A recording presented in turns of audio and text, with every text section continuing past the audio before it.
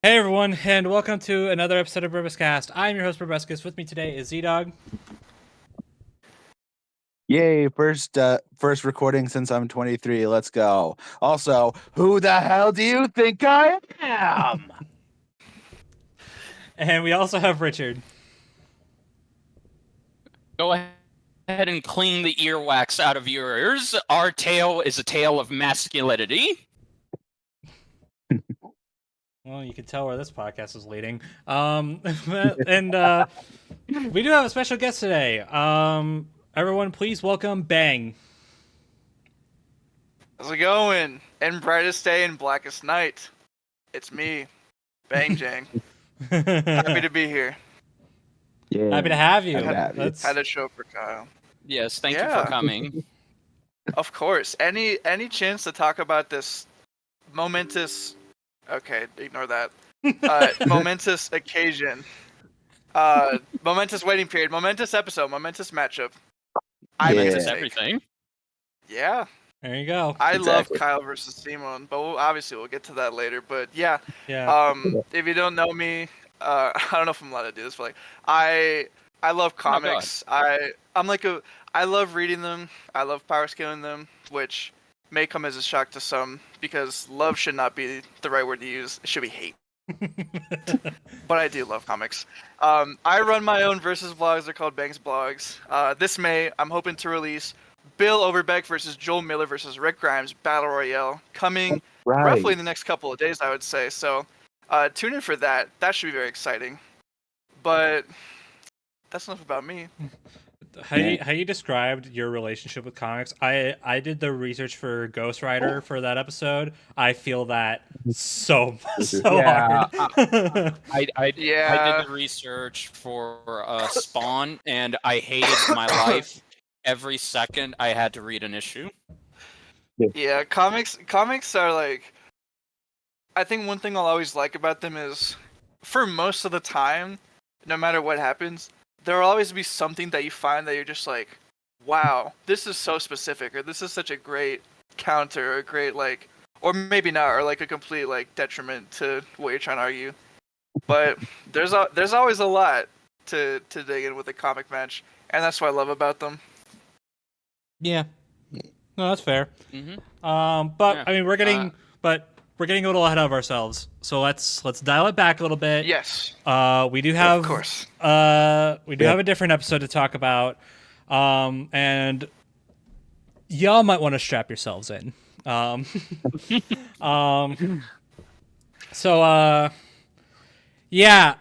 Master Chief versus Doomslayer. It's out. It's a thing. It is an episode. Yeah, and oh boy. We got things to say. Yeah. Yes, we do. That might be an understatement, but we'll get to that. Yeah. Oh my god, that's the title for the podcast. We have things to say.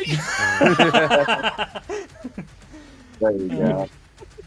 You know what? I like that. All right. Square deal. All right. Yeah. Things to say.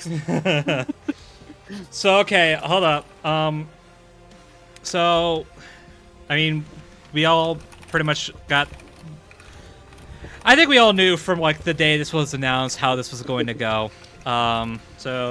Yes. The Slayer emerged victorious to the surprise of absolutely goddamn nobody. Yeah. You boomstick saying amen in the background. Yeah, no. It was a very obvious result from a mile away, and I think the result itself can be seen as, well, duh, but it can also be seen as, did they have to hammer it so hard? See, I was going to say that I'm at least glad they like tried to make it like not as one-sided as you might think, but I put big emphasis on try. Yeah.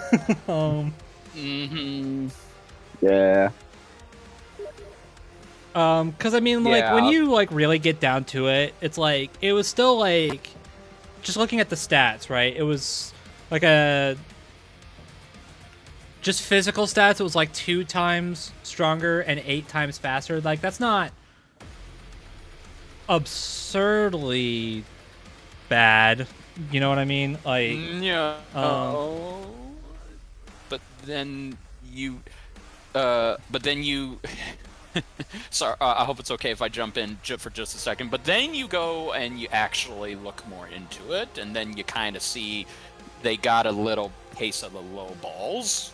you do. I don't know if I have the time to go through it here, but oh boy, I have I have words to say on Chief's side of things. Yeah. Can I bring up one thing that's like one thing that really bothered me with the conclusion? Like, it's the only like thing that like I'm like, I don't know about that. I mean, I don't know. It kind of rubs me the wrong way. And Go ahead. I know it's not the only episode you do this, but fans may have fans have dubbed it the golden tree moment, or the golden tree moment in an analysis, where The Havoc nuke. You think of the Havoc nuke with the shield. Yeah, I really don't like that they pulled a golden tree on that moment. Honestly, like I know they gave it to him anyway, but like, Yeah. I don't know. I always kind of rubs me the wrong way that. Yeah. I don't know. I feel like they've come so far and like they still fall. I mean, they kind of like subtly They give some that, leeway. That like they didn't say it was Cortana, but they were drawing energy from the Didax ship for that. I don't know exactly where that came from. That info came from, by the way, but I'm not gonna get into it. Yeah. That's not what I'm here to do. No. If I can bring up one thing that like that really gets me, it's the speed, and it goes for both sides. So okay, I don't mind the comparison to running. I don't mind the running speed comparison. That's like whatever. But they have it. Okay, they have it in a tab. They say like dodging the Covenant rifle puts them at like Mach 10. I'm like, okay, so I had to get some clarification on this. So apparently on it's down now, but you can find it with like the Wayback Machine on Bungie's old website for Halo. They have like more specific stats on some of the weapons, including like muzzle velocity and shit. And apparently that's where they got the idea that the beam rifle is like fires at Mach 10. But I'm just sitting here and I'm thinking like both the Halo 2 manual and the Halo Encyclopedia, which I do have a physical copy of, by the way, and I did check to confirm, they both describe that rifle as a particle beam. Which fires like literally just under light speed. Like literally literally the highest you can get without getting into light speed. That's literally how that's what a particle beam is. That's how it's described on 2 separate occasions, versus Mach 10, which was described once on a website that barely even exists anymore. So, I did hear that apparently like both of their like relativistic laser dodging feats. I didn't mention it last time. I apologize for this, but there's a feat in Halo Wars where some of the where any of the units you get can react to the Spartan laser, which they do say in the episode does fire at light speed. So I didn't bring that up. That's my B. I don't know why I did. Don't ask me why I didn't. It just completely slipped my mind. So that bothered me, and then I also learned that now again, for this part I'm gonna rely on a bit of hearsay. So bear with me. The Doomslayer outrunning rockets. So apparently, now Richard, you could probably tell me if this is completely wrong. Apparently that is a glitch. That is like Yes. that's like you have to run alongside a wall for that to happen. It's basically like abusing the game's like physics engine, I think. But that's not something that happens normal. That's not something you do normally. Like in game, you're not outrunning your rockets. Yes. So you are correct. That is a famous glitch in the original hardware of Doom and Doom 2 when it released. I think it's specifically Doom 1, and it was just a fun glitch that you could do.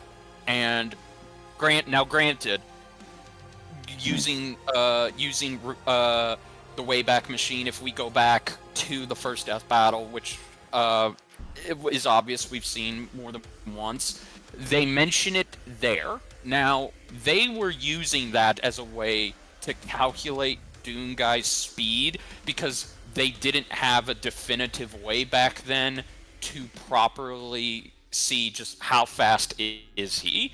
Now, fast forward a little bit later to Doom 2016 and 2018. 2022. Doom Eternal. Doom Eternal. Thank you. So fast forward to Doom 2016 and Doom Eternal. We have evidence in lore in the game that Doomslayer is basically FTL to immeasurable speeds due to his training. Mm-hmm. So it perplexes me that for the speed category, they're using Doom Guy's feat from the first episode, which is a glitch, as a way to compare who's faster between the two. Now, I couldn't tell you why they did that, and I couldn't begin to imagine why they would choose to do that, but it just feels like to me they just didn't want to make Doomslayer more faster than he already is, because I've seen those games, I've watched walkthroughs, I've looked up actual lore in the games. There is evidence to suggest that he's way faster than what they were calculating in the actual episode. Right, okay. So that bugs me a little bit, that they were wanting to bury the lead, and this isn't the first time they've done this. They've done this to other characters too, but I think they just wanted to be more fair to Chief, because look at where the gap is. I mean, I get that. No, I don't have a problem with that. But it's like, I remember from the blog, like, there are better, like, just general, like, the blog didn't buy, like, immeasurable stuff, and that's whatever. I'm not here to comment about that. No, that's fair. But even without that, there were still, I don't remember them off the top of my head. I'd have to pull it back up. But I'm not doing that because, honestly, I'm kind of sick and tired of this. Right. But, I remember there being better running speed feats than what Chief had. It's just the blog gave Chief speed out of, like, reactions and shit. So if they're legit, like no, I'm not doing it. I was gonna do it, but I'm not doing it. I was gonna pull the blog up, but I'm not. No, I'm done. I don't know. Yeah. There's more I could bring up, but I'm not. I'm done. Yeah, we don't want to break our. Yeah, your sanity has been through so much with this episode. I don't think. No. I don't think it's best. I think just the best way to put it is like we all agree with the result because duh. It's just there are some stuff conclusion that's a little bit questionable. Yeah. No, it is. It's very questionable, and I'll say my just to wrap a bow on this topic. My thing has nothing to do with Doomslayer's side because again, I understand for the purposes of this they had to lowball him because this guy's a broken character at this point in his gaming journey. But what I didn't like, and Bro brought this up to me off when the last time we talked, and it bears repeating here. I don't appreciate for Chief's side that they gave him an edge, but it ultimately really didn't matter. It was just like, oh well, in terms of artificial intelligence, Chief gets the win, but then the black box kind of literally immediately after, yeah, it contradicts it. It immediately contradicts it. So it's like, then what the hell? Why were you giving Chief the win here? Well, it's less that it contradicts it because Cortana is like legitimately busted. But yes, that I'm not denying. But it feels they were basically like, yeah, I mean, Chief does have the better AI, but like the Slayer never really relied on Vega in the first place. So I saw some comments put it best. I mean, I say they put it best, but it really feels like, again, I'm just hammering in my own like sanity. But it's like I think it was something along the lines of like shutting off Vega is basically like trying to like basically it's trying to stop a car by turning the key off without like stopping the momentum. Yeah, I agree with that. Or it was something along those lines. I don't remember, and I don't care to remember. No. There's gonna be a lot of that going. There's gonna be a lot of that going around for this episode. I'm just gonna warn you all ahead of time. But yeah, that's my only gripe with this episode. Is like I don't see why you need I mean, okay, I do understand you needed to give Chief a win in one specific category, but in the end, it was a category that didn't really matter because it wasn't like, anything you could have major. also. I'm sorry, I hate to harp on this more, but like, you could have at least like split up the experience category. I'm not going to comment on whether or not the categories thing is really the right way to go, but when it comes to the categories in this episode, it's like they have the experience tab, and then but that like they merge like experience with skill, and they give Chief skill. So it's like, yeah, like if you have to keep it the same, like category, at the very least you could have made it like a tie.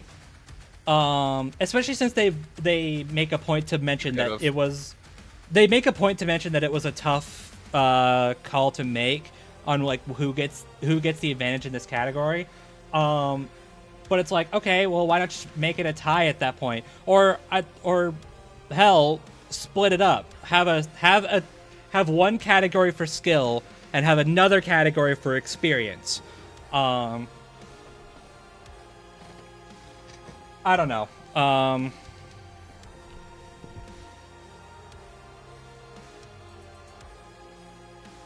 Yeah, anyways, I'm done. Let's talk about the analysis. Is my internet acting up? Is that... hold on, I have red bars.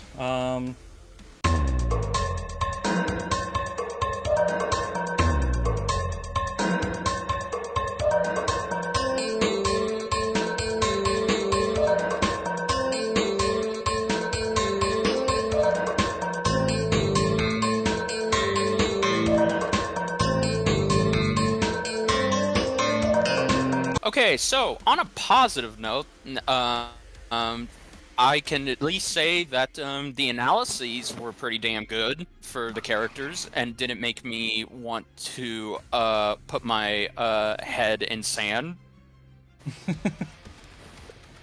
Yeah, there you go. Sure. Yeah. Nothing.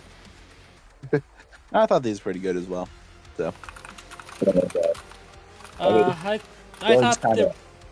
I thought they were fine, honestly.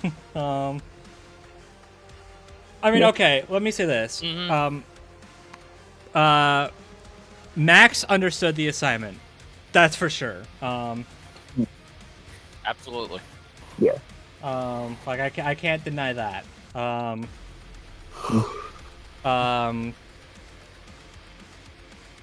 I think I described it this way on another server. I know I'm probably gonna get a lot of questions being like, "What, you think this way now?" But I think this episode is a case of like, it's not what's there is the problem. It's what's not. It's what's not there. Yeah. To me, of course, I can only speak on Chief's behalf. But Chief's analysis to me felt not like unfinished. I guess more like undercooked, I guess is the word I'm looking for. Okay. Like everything that was there is nice and all. Like they went into his backstory relatively okay. They talked about the weapons he's got. They talked about Cortana. I kind of wish there was a little bit more on Cortana, but I'll live.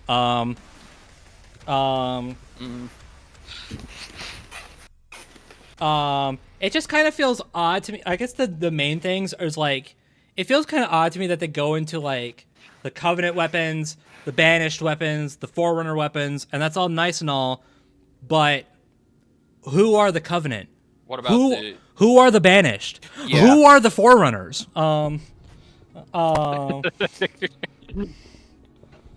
Right. Like the latter of which, the Covenant is one thing, right? Like you could probably just say, okay, they're a bunch of aliens. All right, whatever. That's not. That's a bit too simplistic, but I'll live with that. The Forerunners are kind of a big deal in lore. Yeah. They're, they just kind of talk about the Forerunner tech, and that's really about it.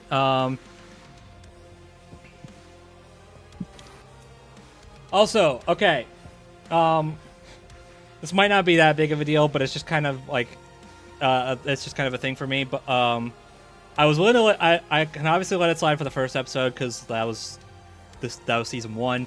But how do we have a Halo analysis that doesn't mention Halo? like the rings, the Halo array. Yeah. Yeah. How? They appear in like every game. Yeah. I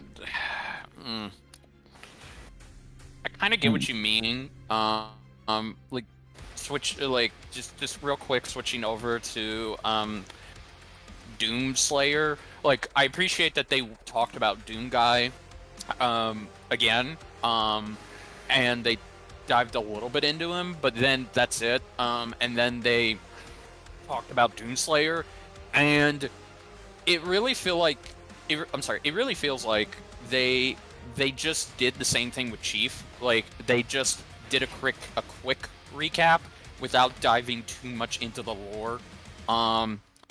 There's a great video that I watched that helped me prepare for how to properly kind of explain the best I could with Doomslayer, and it's like 30 minutes, and it talks about the history of the armor that Doomslayer wears, but it goes all the way back to talk about his travels as Doom Guy and how he got where he was. And that was very informative. It was very story driven, and while there were stutters here and there, the person who did it made it seem like this was a story that he was reading from a book that was inscribed with these legends of the Doom guy / Doomslayer. It was very atmospheric, is what I'm ultimately trying to say.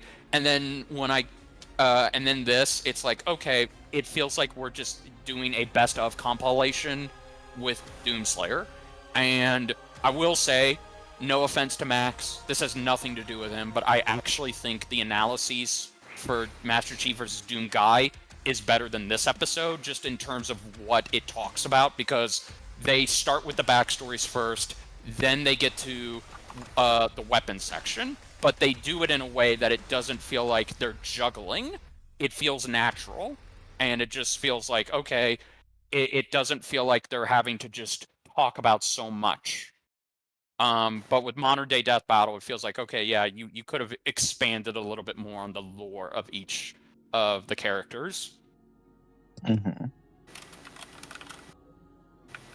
Yeah, I think I said this last episode, but this episode could have very easily had like more in-depth story and lore-based analyses on a similar level to like Kratos versus Asura. Like that episode went pretty much all in on both characters' like stories and just the world that they live in. Like, yeah, they do speed run some shit, but like that's some things you don't need to know about them to understand. Yeah. Like, do we need to know who Thor is to know about Kratos? No, not really. No. No. Yeah. It was very underwhelming. I'll give you that. But the editing was good. That's Yes. what I was mainly Yes. highlighting. Is Max's editing is fantastic, but just the script for the analyses was kind of underwhelming for both sides. I'll be honest, as an outsider to both series at the moment, I mean, I thought they were entertaining, but I guess just because I didn't realize how much was actually left out. Like, I mean, Yeah. I don't mind going like leaving out like the scaling, but I don't know. I don't know. I thought they were fun enough, but I do understand like the perspective, like, oh, they didn't go as in depth as the series that I really wanted them to. Which, Yeah. and I was kind of ashamed considering how long it took for these two to come back, but I mean, And to point out something Brobuscus has said more than once when talking about this fight, people kind of really underestimate just how big the lore for Halo actually is. Yeah. Yeah. And this episode would have been a great opportunity to, talk about that. Yeah. Yeah. But... It honestly kind of feels like, okay, I should probably be careful about what I say. Because, and this, I'm gonna say ahead of time, I share very similar sentiment toward the fight. By that I mean, I have very similar sentiment towards what I'm about to say towards the fight. That it applies to the fight too. Is that I can't help but feel like again, I'm speaking as someone who's in this for Halo and Halo alone. Okay, so but I talked with a lot of Doom fans after the episode, and they all seem to be really satisfied with how the Slayer was presented both in the analysis and in the fight. So I really probably should be saving this for after we talk about everything, but screw it. I already brought it up. We're going in. Okay, I'm gonna rip the Band-Aid off. This feels like a Doom episode. Yeah. Now, again, I should be careful. I should specify, I do not think I would go so far as to say this is Doomslayer featuring Master Chief. I don't think I would go that far. But the reason why I was so, I think some of you may know, I didn't vote for this fight on the rematch poll. And part of the reason why is because I was kind of concerned that I would be kind of going through a very Doom focused like waiting period. Because like with how under researched Halo is, people don't bring up much of anything for Chief that often when they talk about this fight. It also doesn't help that like Doom is Doom. Like Doom gets hardcore real fast, and that's what this community is all about, the hardcore shit. And that's fine. That's fine. I have no problem with that.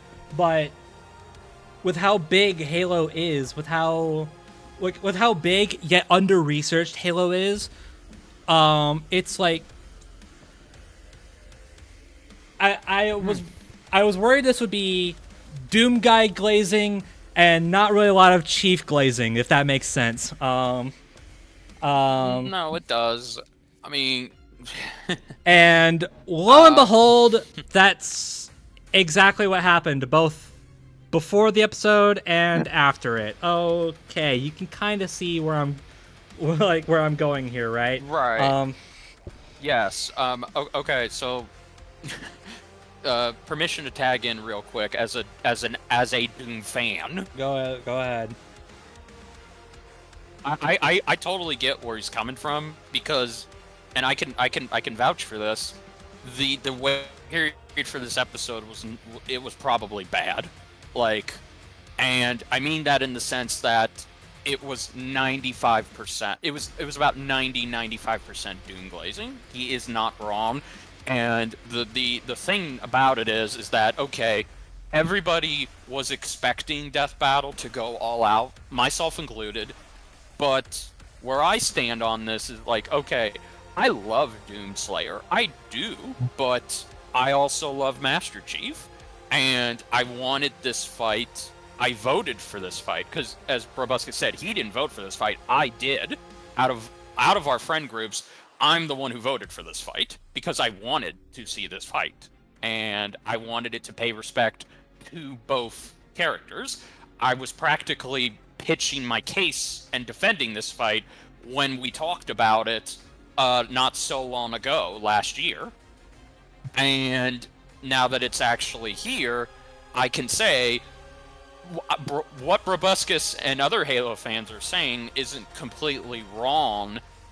And it does kind of feel like, okay, if you came into this looking for Halo to be properly researched and talked about, you're gonna be disappointed because, yeah, Brobuscus pointed out the biggest fucking mistake they made, which is they didn't even talk about what Halo is. They just jumped straight into Master Chief because I guess in their opinion and from their perspective, the Halo lore is not important. Master Chief is, because I don't want to make a case like, oh, when we talk about Halo, we're really just talking about Master Chief, because Master Chief is Halo. He's the Mario of the franchise.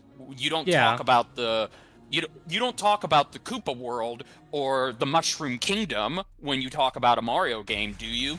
You talk about Mario and what adventures he's going on. Same thing applies to Chief. And I do appreciate that I do appreciate that they at least went a little in depth on Chief as a person, but they left out the heavy lore that is just going to confuse non-Halo fans, because you're just coming into this getting a perspective on who Master Chief is. You're not getting answers as to what is this? What is that?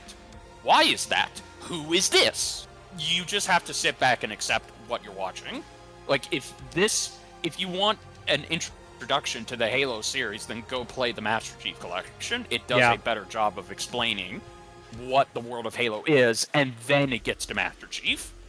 Or again, there are the novels. Yeah. So, yeah. I understand where you're coming from, and as a Doom fan, I can't even say I was 100% satisfied, because I'm positive. My headcanon, call it conspiracy, call it whatever you want, but I'm very positive they intentionally lowballed Doomslayer because they did not want to make Master Chief lose even harder. And I'm also convinced that, again, they only stuck with up till Doom Eternal. They didn't even address the DLC that much. Well, isn't Davos DLC, or am I tripping? Yeah. No. Satan himself, yeah, he's DLC. Okay. So I want to yeah, do a he's little not bit. in the actual core game. Yeah. I don't know. I don't want to get. I don't want to like address like conspiracy theories or anything. That's not right. No, that's not, fine. That's not cool. But I think the more likely option, the more likely outcome was basically that, like, because they do have to try to balance the. I've heard some of the researchers talk about this. They have to balance like what is the casual audience gonna understand? Yeah. How far can we go with the, like, you see Master Chief, like, and you're probably not gonna expect, I don't know, how do I say this? You're not going to expect an essay on where he comes from. It's less that. I guess I should probably use Doomslayer as a bit of a better example. Like, okay, if you're not a big Doom fan, you're probably not gonna walk into someone who basically looks like a Marine, because he is, and think, oh yeah, he can like fight God, Yeah. Or he can like, No. or he has like, you know, screw you cosmology, I guess, because the casual audience, I'm concerned for the casual audience in this next episode, because they're gonna be clueless as hell, but they got to do it. Yeah, we're almost there. But like, obviously they have to balance like a way to, like, they get the stats that the hardcore fans want, while also trying to see what the casuals can understand. So like, I think there's a fine line between that. Yeah, I think like when it comes to, like, I know we're jumping back to like the research of the analysis rather than the analysis itself, but screw it. Talking about like their laser dodging feats for both of them. You know, Chief with the Spartan laser. I think Doomslayer had, I think it's the Marauder. I think that's what it is. Yeah. There was going to be a black box talking about how they both had like laser dodging feats, but that I guess they missed that. Which, you know, whatever. You know, that just happens. I'm not here to make a big deal about that. But that's why they make such a big deal about talking about like running speed and all that. Like they're more normal, quote unquote, stuff. And then they were gonna like that's pretty much why the black boxes exist, to get some of the hardcore stuff in there for like the like real deep like power scalers and shit. That's why they're there. That's like they're to add like context and all that. Whereas verbally and visually, they can go into the more simple shit. Exactly. So I don't mind that. That's fine. But doing it for feats and stuff is one thing. But I really feel like I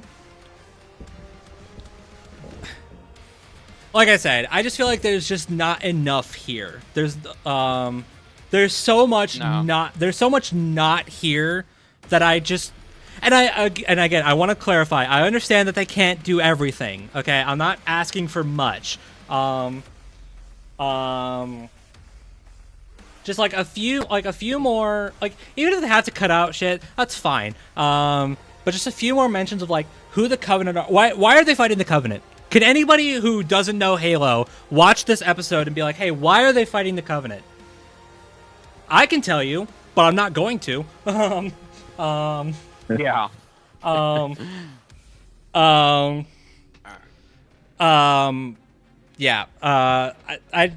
That's really my problem with this episode as a whole, and we'll get more into that when we get into the fight, which will probably be in like 30 seconds, but details. No, yeah, you hit everything. Like, I agree with the points you brought up, and yeah, I got nothing to say on that matter. Mm. All right. Well, Z-Dog, any thoughts? before we get into the fight, does anybody else have anything they want to add? I mean, I don't know. It's just, I mean, I don't know. I think I like I said before. I do think casually, like if you, I still think it's a fun enough analysis, but you know, I do understand like the omission of a lot of the stuff is disappointing. I still think it's a fun analysis. But I don't know the vagueness. I understand why it might Fair frustrate. enough. So, Bang, you've been awfully quiet. Do you have any do you have any insight you want to add? Well, I am no Halo or Doom expert. What much I will say is, I thought the kill was cool. I know there was a lot of discourse after the fight about like Chief kind of going out in such a brutal manner, but Okay, well, we're getting into that then. Okay. For the record, I have no like deeper thoughts or like accusations for it. I do think that like I sometimes forget that this show is called Death Battle, and while I am happy that lots of the fights have like become like character driven, and like they focus a lot more on doing them justice, where maybe their own franchises won't. Like that speaks true for a lot of characters, especially Kyle. Actually, Kyle's a great example. It's still, I think people definitely forgot the roots of Death Battle, where it's like, okay, we need to find a way to make a cool fight that's animated and like cool ways for how they like kill each other or interact. But I guess it depends on the characters. All right. Okay. Well. All right. Well, I guess we're getting Fight time. I guess we're getting into that then. All right. Yeah. Fight. So Devil's back. And So was David. and so is David. Fisher. That's cool. That's cool. I like that. Yeah. I love David's work, and for those of you who don't know, David is a 3D animator that's been with Death Battle since season 5. He was basically his own animator, and then he joined the team, and he was given some helpful tips by Torian, and he's worked on some of the big 3D fights. Most recent example, he worked on Goku vs. Superman 3. He did a couple of shots for them. So yeah, he's back here. He animated. So from how it's structured, he animated the beginning fight when they're on a deserted ship, and Devil Artemis animated the remainder of the fight when they go to hell. Yeah. So we can actually judge how the animation for both animators is, since we now know, oh, okay, who did what section. right. So yeah, I guess we'll start with David's section. Yeah, but I'm gonna fight. I'm gonna say this, and this is a compliment, by the way, and I say this for like almost all the team like animations. It's actually really hard for me to tell. Like if Devil hadn't said anything about like who did what, I would have never been able to tell. No, that's fair. And I mean that. Know that.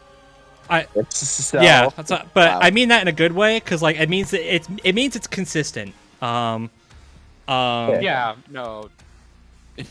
Like David and Devil have done a lot of collaborations, and yeah, I agree with Bro. They're practically in sync. Yeah, Yeah. but I say that for like every team-based like like animation, not just from Devil or David, but from like like in this entire show. Like if you gave me a Sprite episode and said, "Hey, which animator did this shot here?" Any Sprite episode couldn't tell you. Yeah, that's fair. The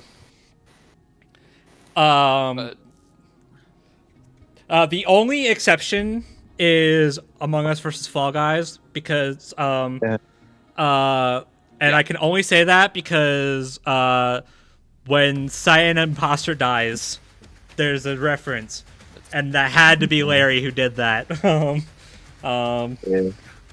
Yeah. Anyway, sorry, sidetracked. All right. This fight is neat.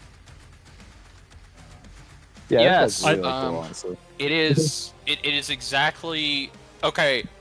it's the complete opposite of the analyses and the research and the script. It's everything I wanted it to be.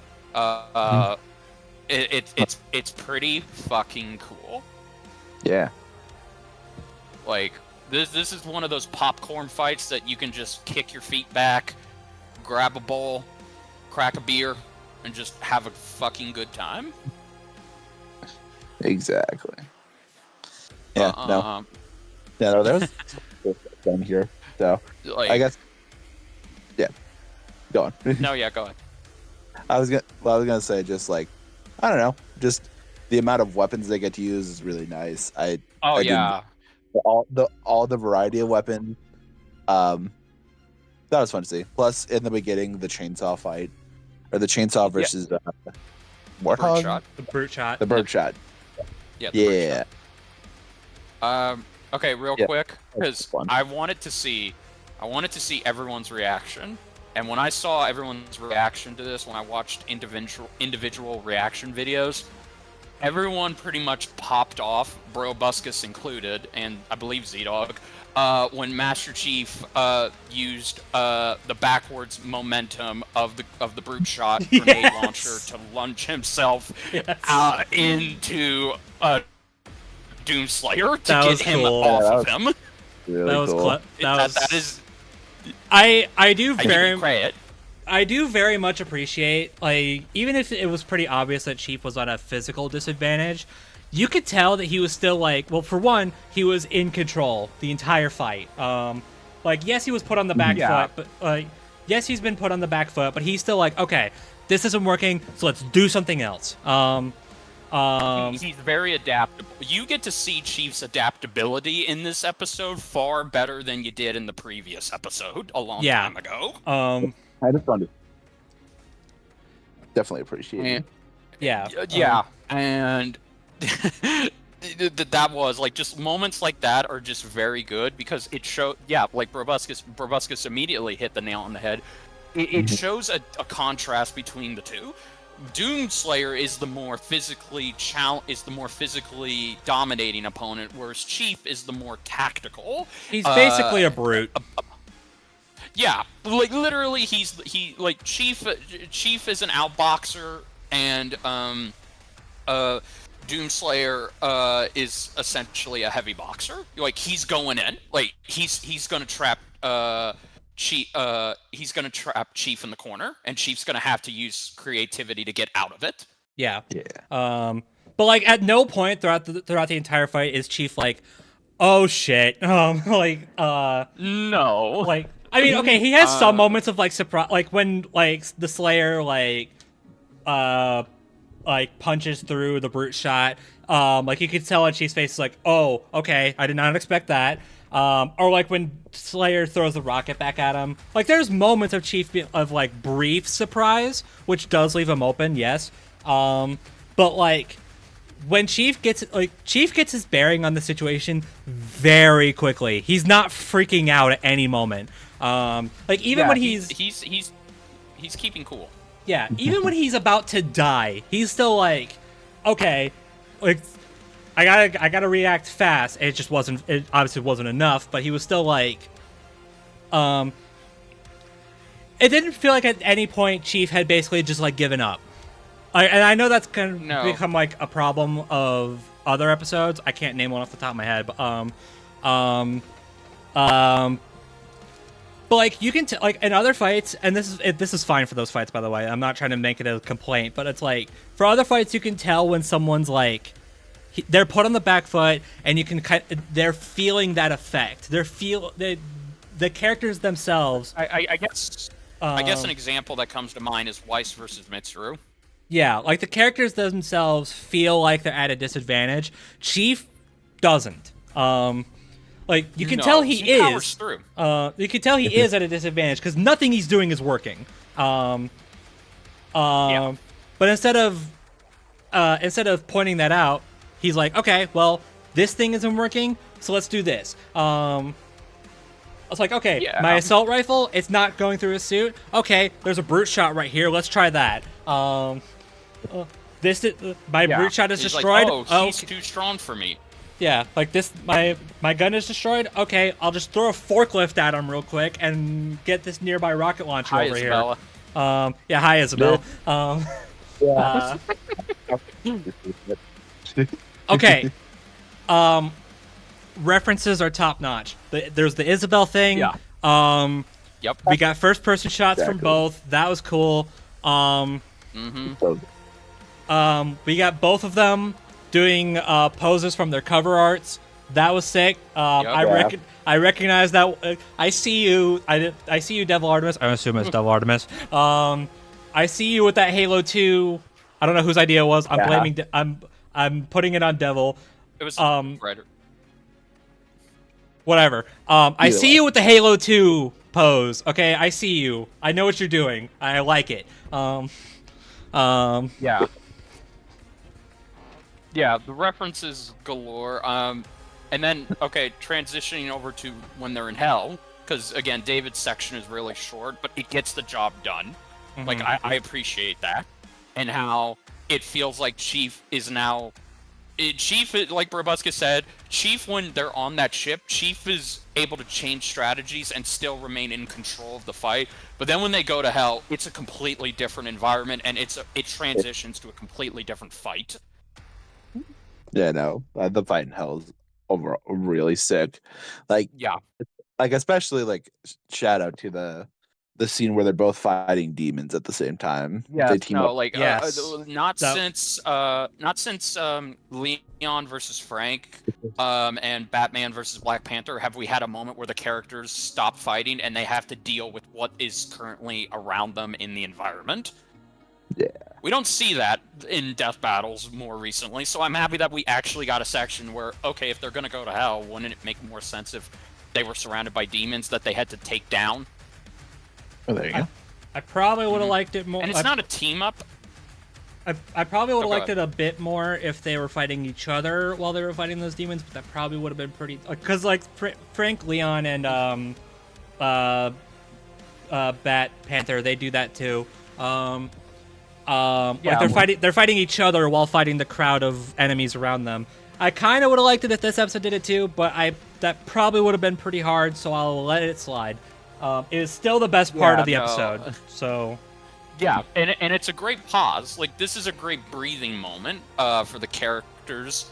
And once again, I love that Death Battle is doing battle damage, or showing that something is affecting the costumes or the armor or whatever they're wearing, because the more demons Doomslayer and Chief kill, the more blood is getting on them. So you actually see them drenched in demon blood by the time they come back to fighting each other. That was fun. Yeah. Yeah, good. And it makes sense too, because both are wearing practically unbreakable armor. So makes sense that, okay, you're not going to see them chip away at their armor, so you're going to see them be covered in blood. Get more bloody. Yeah. And I will. Well, I don't know if this is what you're going to say, Richard. I do want to mention also, just before I forget, even if it's based on a glitch, the scene of a Doom guy outrunning his rocket. That is what I was going to say. Yeah, no. It's funny. So, okay, it's hilarious. Devil did cut around it, but what's interesting is, again, boards and animation are two different mediums, but I'll just mention what Devil did. So, I love how Devil shows the rocket, because Chief is getting out of there using his grapple hook, and Doomslayer brings out one of his many RPGs, fires the rocket, and you're wondering, wait, where did it go? It didn't hit Chief. And then you see, oh, he shot it above him, and then you see him literally speeding up to catch the rocket very intensely. I'm fast as and boy. Throw it back. Yeah, fast as fuck, boy! That moment is probably my favorite moment right now in Death Battle, like, you know, referencing Nem or Biffweed, where it's like, oh, what's your favorite moment in an actual episode? It's this. Because you show just how you pay it off. Even if it started off as a glitch, the fact that they actually put it in here and that there's evidence to suggest, oh no, he can just straight do that now, so it's no longer just a fun game glitch. No, he can actually outrun his own damn rockets. Yeah. And once again, it catches Chief by surprise. Yeah. It's definitely one of the better showcases of speed on this show. Yeah. Absolutely. And, you know, it's okay.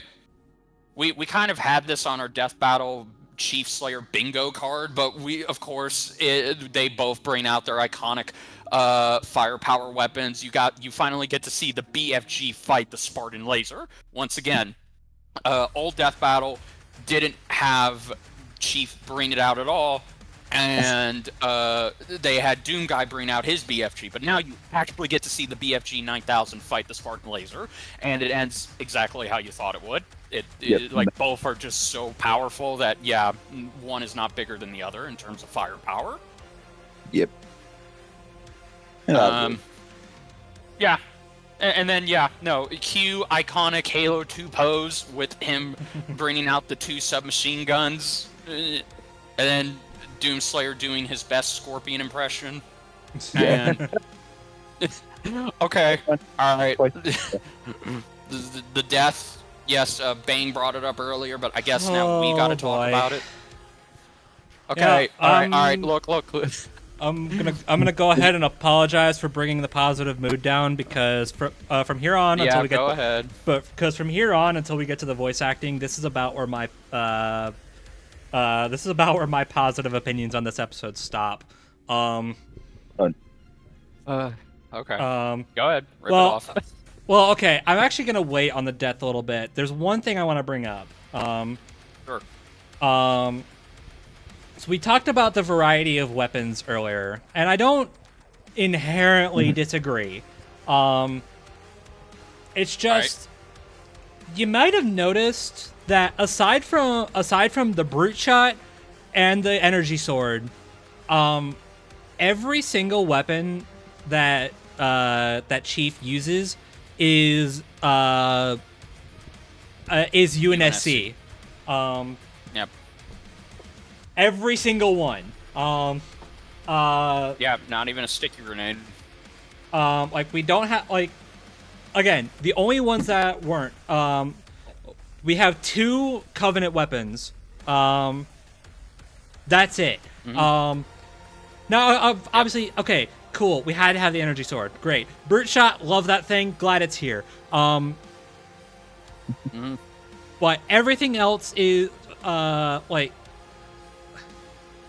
okay, again, they go into so much detail about how many weapons this guy has, and they make a special mention to the Forerunner weapons, and there is none of them here. It's something can't show all the weapons at once. I get that, and you know what's funny is that. Okay, I understand they can't show everything, but what's great about this is that because of how similar some of these weapons are, I can actually tell you how you can swap out some of these weapons, some of the the human weapons that he uses, for either Covenant or Forerunner weapons, and not change the choreography one bit. I mean, I guess the one important weapon that everybody wanted to see was the energy sword, because we had to have the energy sword out. Unfortunately, not straight up against the Crucible, which is because anything that was never going to happen. I'm sorry to break it to everybody, but if you had that on your bingo card, you were going to be disappointed, because there is no way in hell that the Crucible and the energy sword are going to be even. Well, no, so maybe the best you were going to get was. Well, they're not going to be even, but it's going to be cool. Yeah, it's going to be cool, but it's okay, it's only going to last about a couple of seconds, and then the Crucible is going to chop right through that damn thing. Yeah, well, it would have been cool. It still would have been cool for as brief as it was, but not today, I guess. No. But yeah.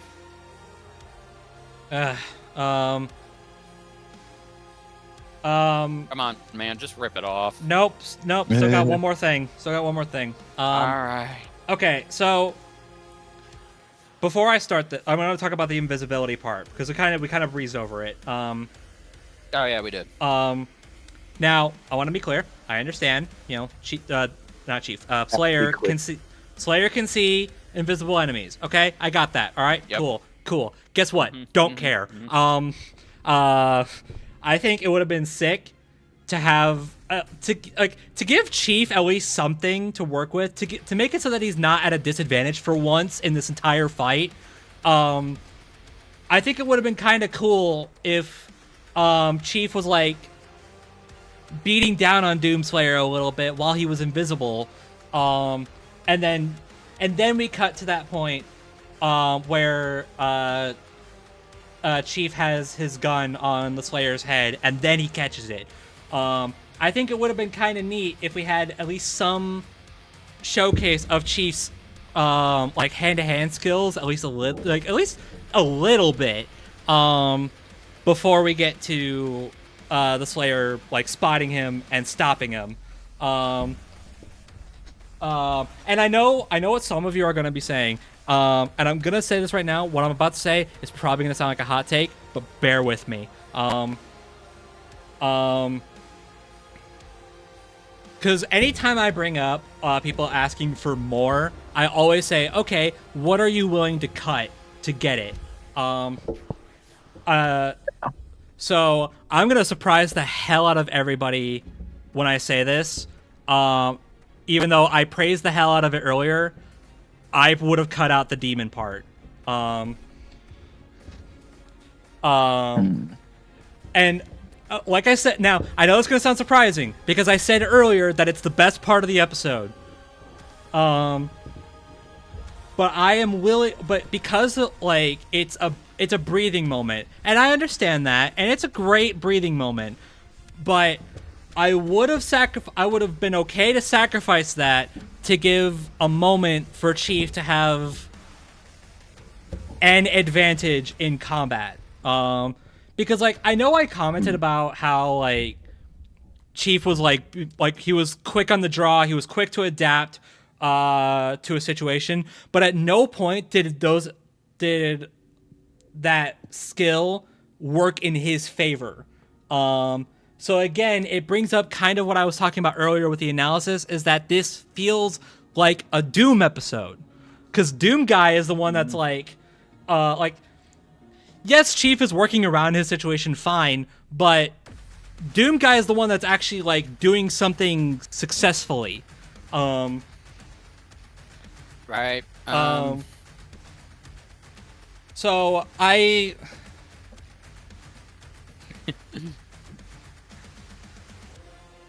I don't know. Real quick. Something. Doom Guy is also a hand-to-hand combat expert. Something. They would have been equal. I get that.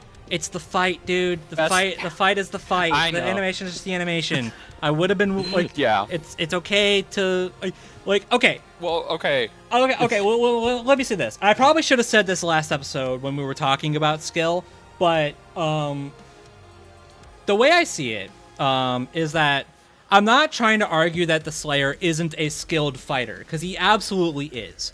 But just eyeballing the both of them,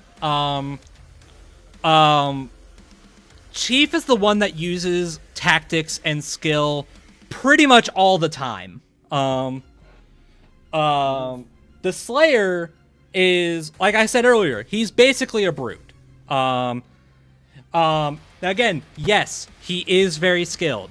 I'm not trying to diminish his skill in any way. And if that's what it sounds like I'm doing, I'm sorry. But it's like you have a tactical fighter versus a brute, and you don't present it you don't present it in a way that gives the tactical fighter an advantage. So like if you want to get into hand to hand, you can make it look like Chief has an edge somewhere, and it would be believable. It might not be, you might not agree with it, but you could believe it. You could like it's kind of like, you know, suspension of disbelief. You know what I mean? Right. Like even if Chief and the Slayer are equal in skill, you can present Chief having an edge in a very believable way very easily. Yeah. Yeah. No, I got nothing. All I'm saying is like, look, I would have. I'm essentially agreeing with you. I would have liked a segment where both of them get to show off their skills in hand-to-hand combat, but once again, I imagine the scriptwriter didn't want to do that because I guess they saw that as kind of trivial because both of them are equals in. Both of them could be considered equals, but then again, they wanted a breathing moment because, okay, we saw what happened last time when this was just a straight gunfight / brawl, and that was the first episode, and I imagine this episode wanted to have some breathing room where that didn't. And the idea of having Chief use his fighting skills, I guess that really couldn't be factored in at the time, and because it is the writer who gets to decide how the structure of this, both the analyses and the animation is going to go. So I guess it was just easier for them to just have, okay, Chief is going to have some moments where he's clearly holding on and staying in control, but it's pretty much just delaying the inevitable because Doomslayer is going to catch up to him soon. But I do agree with you. Okay. All right. Well, now I'll rip it off because we should probably get moving. Yeah, that's what I want to. Yeah. All right. Now I'll rip it off. Death. I'm sorry. I don't like it. That's understandable. I get that. Explain your thing. Well, okay. I'm not gonna be like one of those guys on Reddit that's like, oh, it's like out of character for the Slayer, or it just doesn't fit the Slayer. Because like, if you say that, then you haven't played a Doom game. I haven't played a Doom game, and I can tell you that.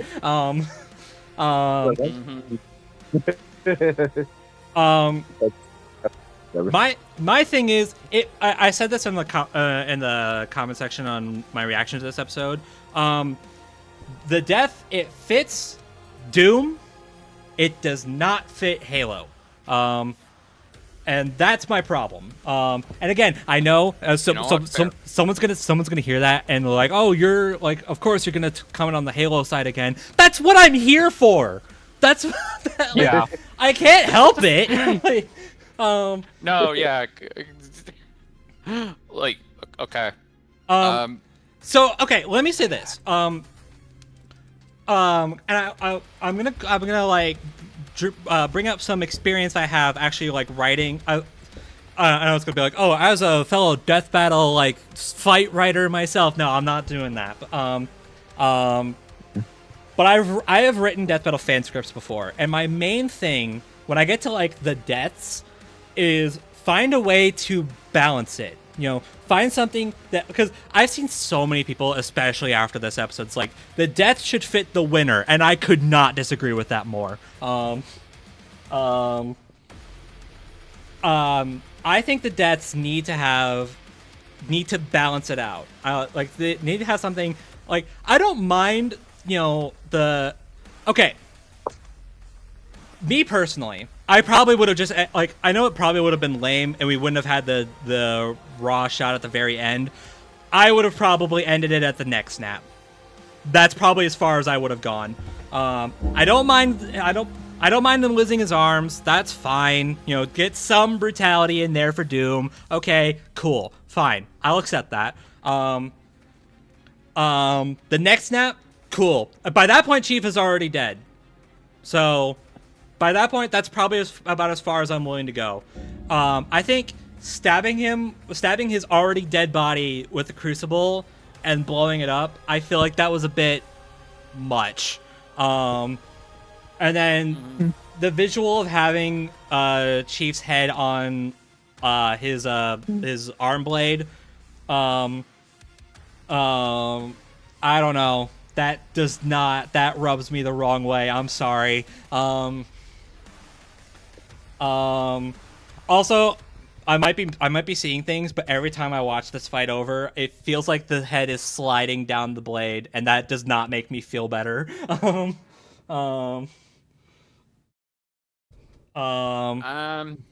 That could just be an animation thing. I probably could also just be seeing things that's not actually happening. But when we go back to our ranking, we'll take a look. yeah. Foreshadowing.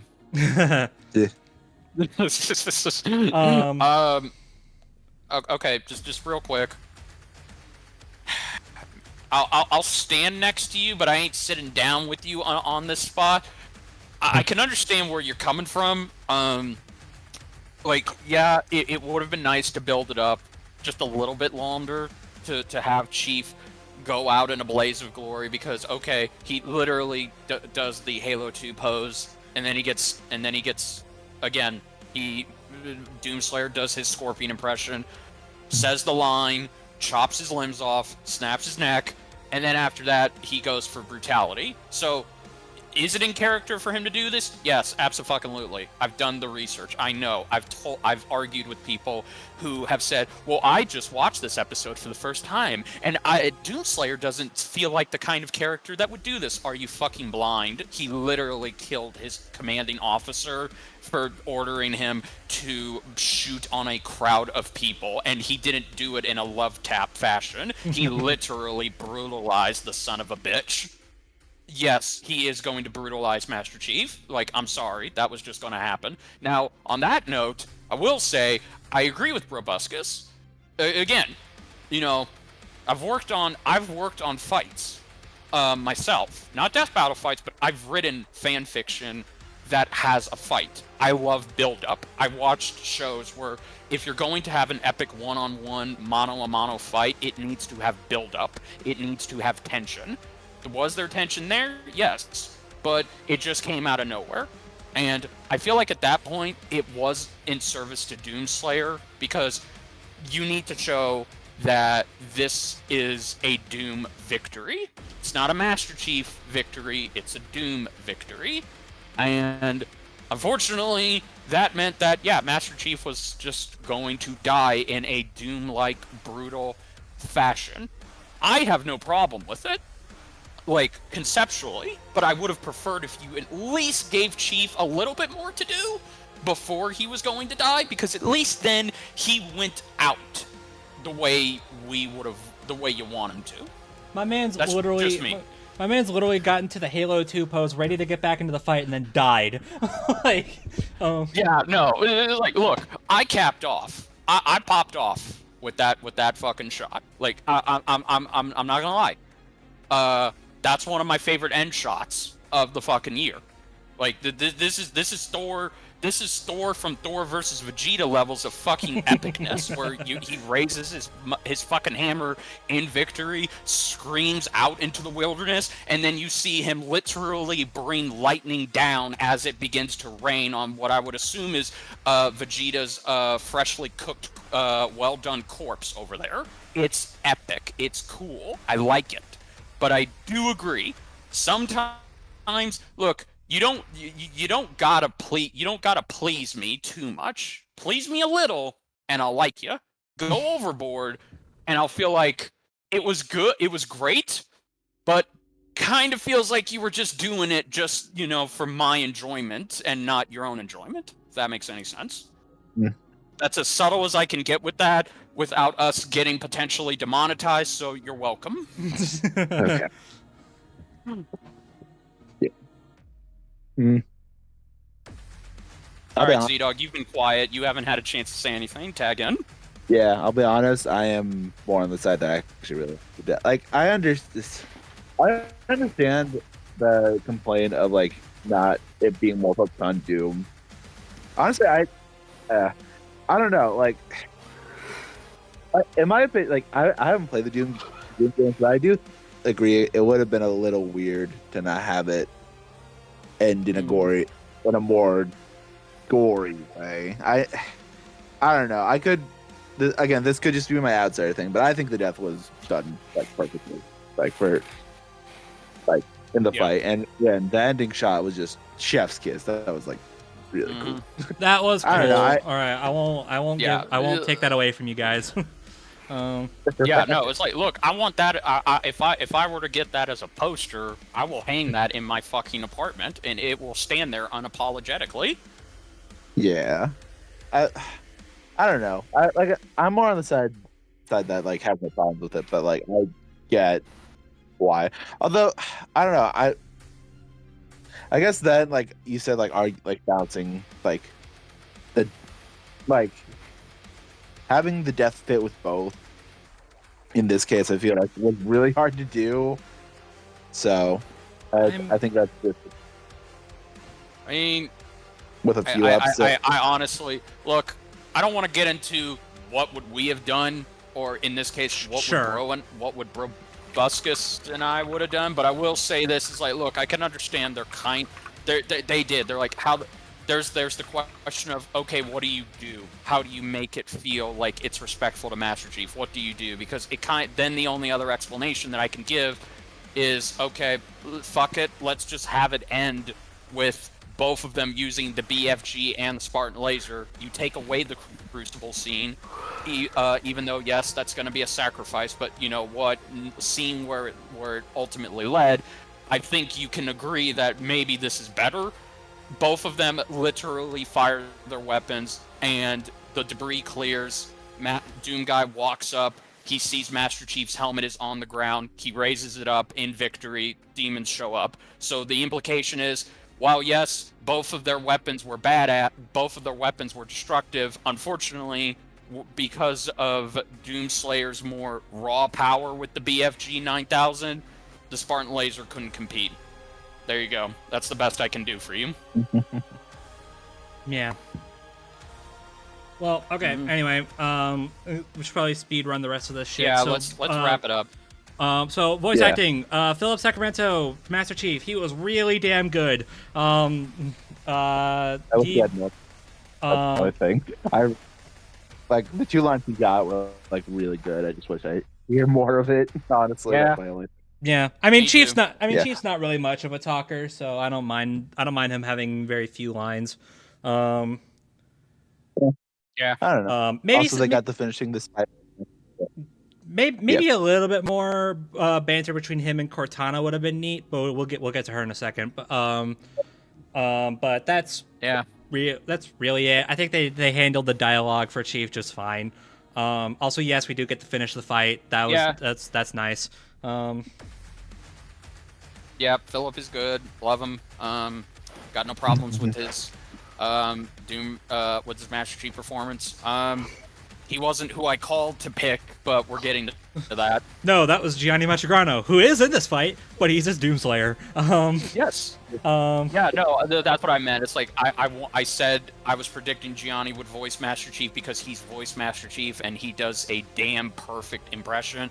But no, they brought him in to just say 3 lines, and that's it. So hey, Johnny, easiest bank Johnny ever made. Yeah, they brought him in for a few grunts and then a rip and tear line, and that was literally it.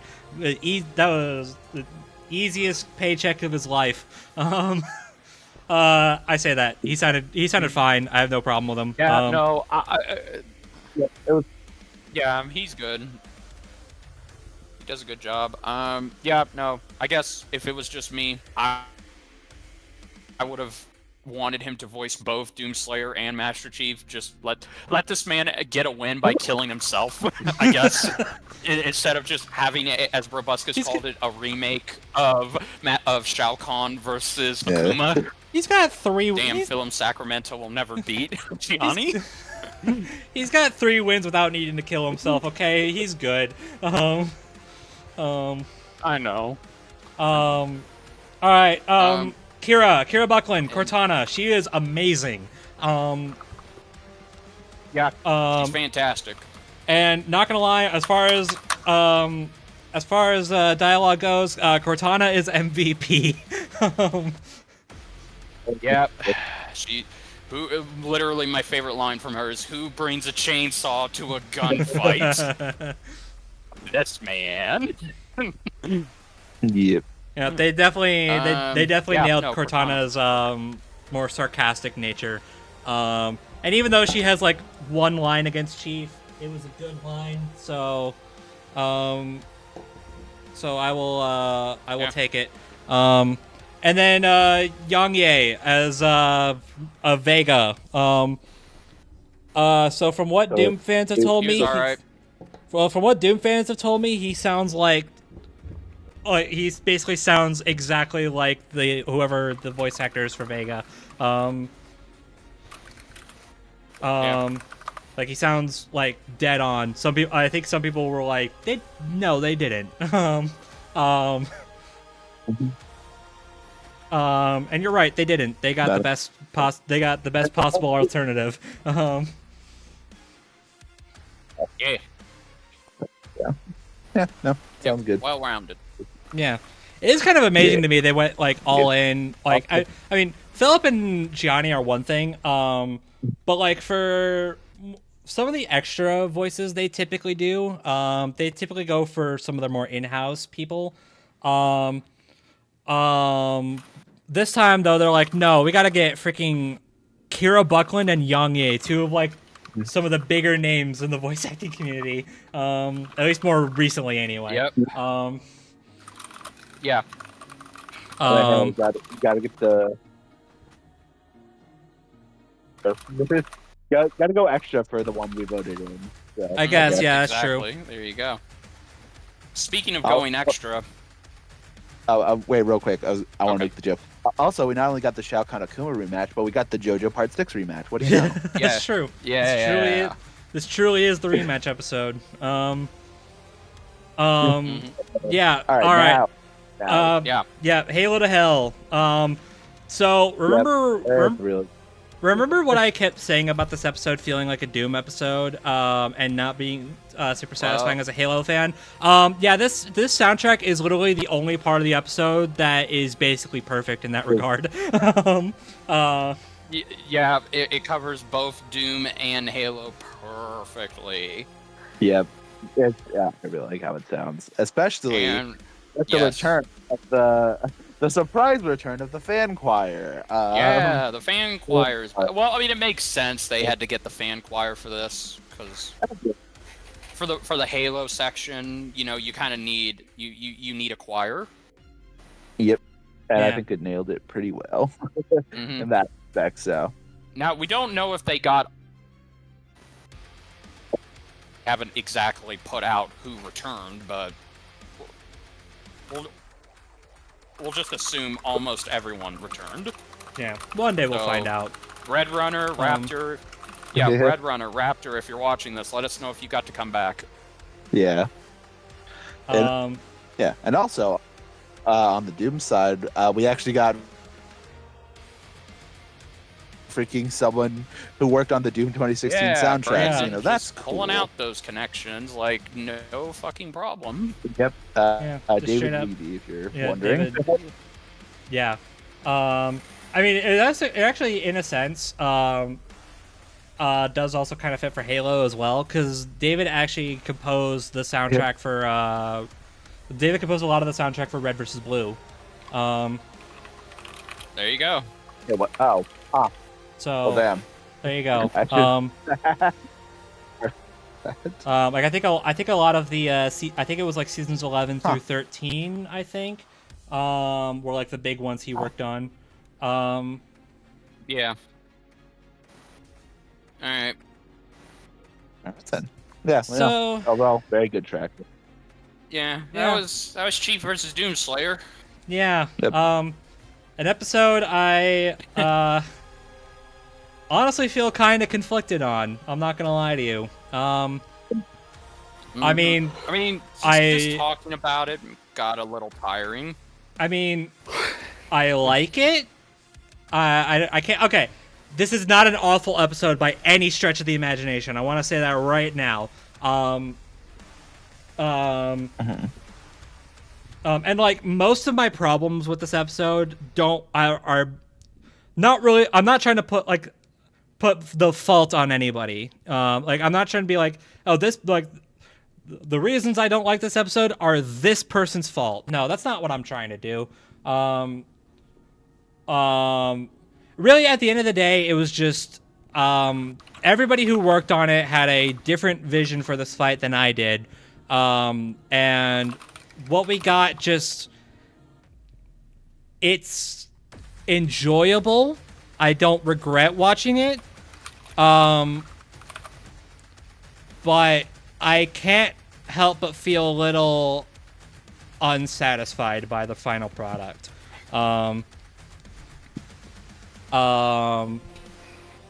And honestly, this is gonna suck to say. This is gonna hurt to say. The more I think about this episode, the more I might.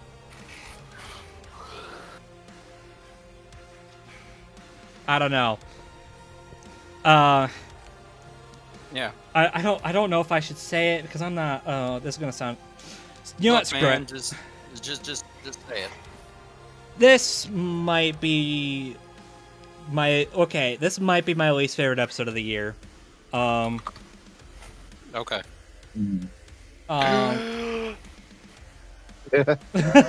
Yeah. Thank you, Bang. Glad you could join in.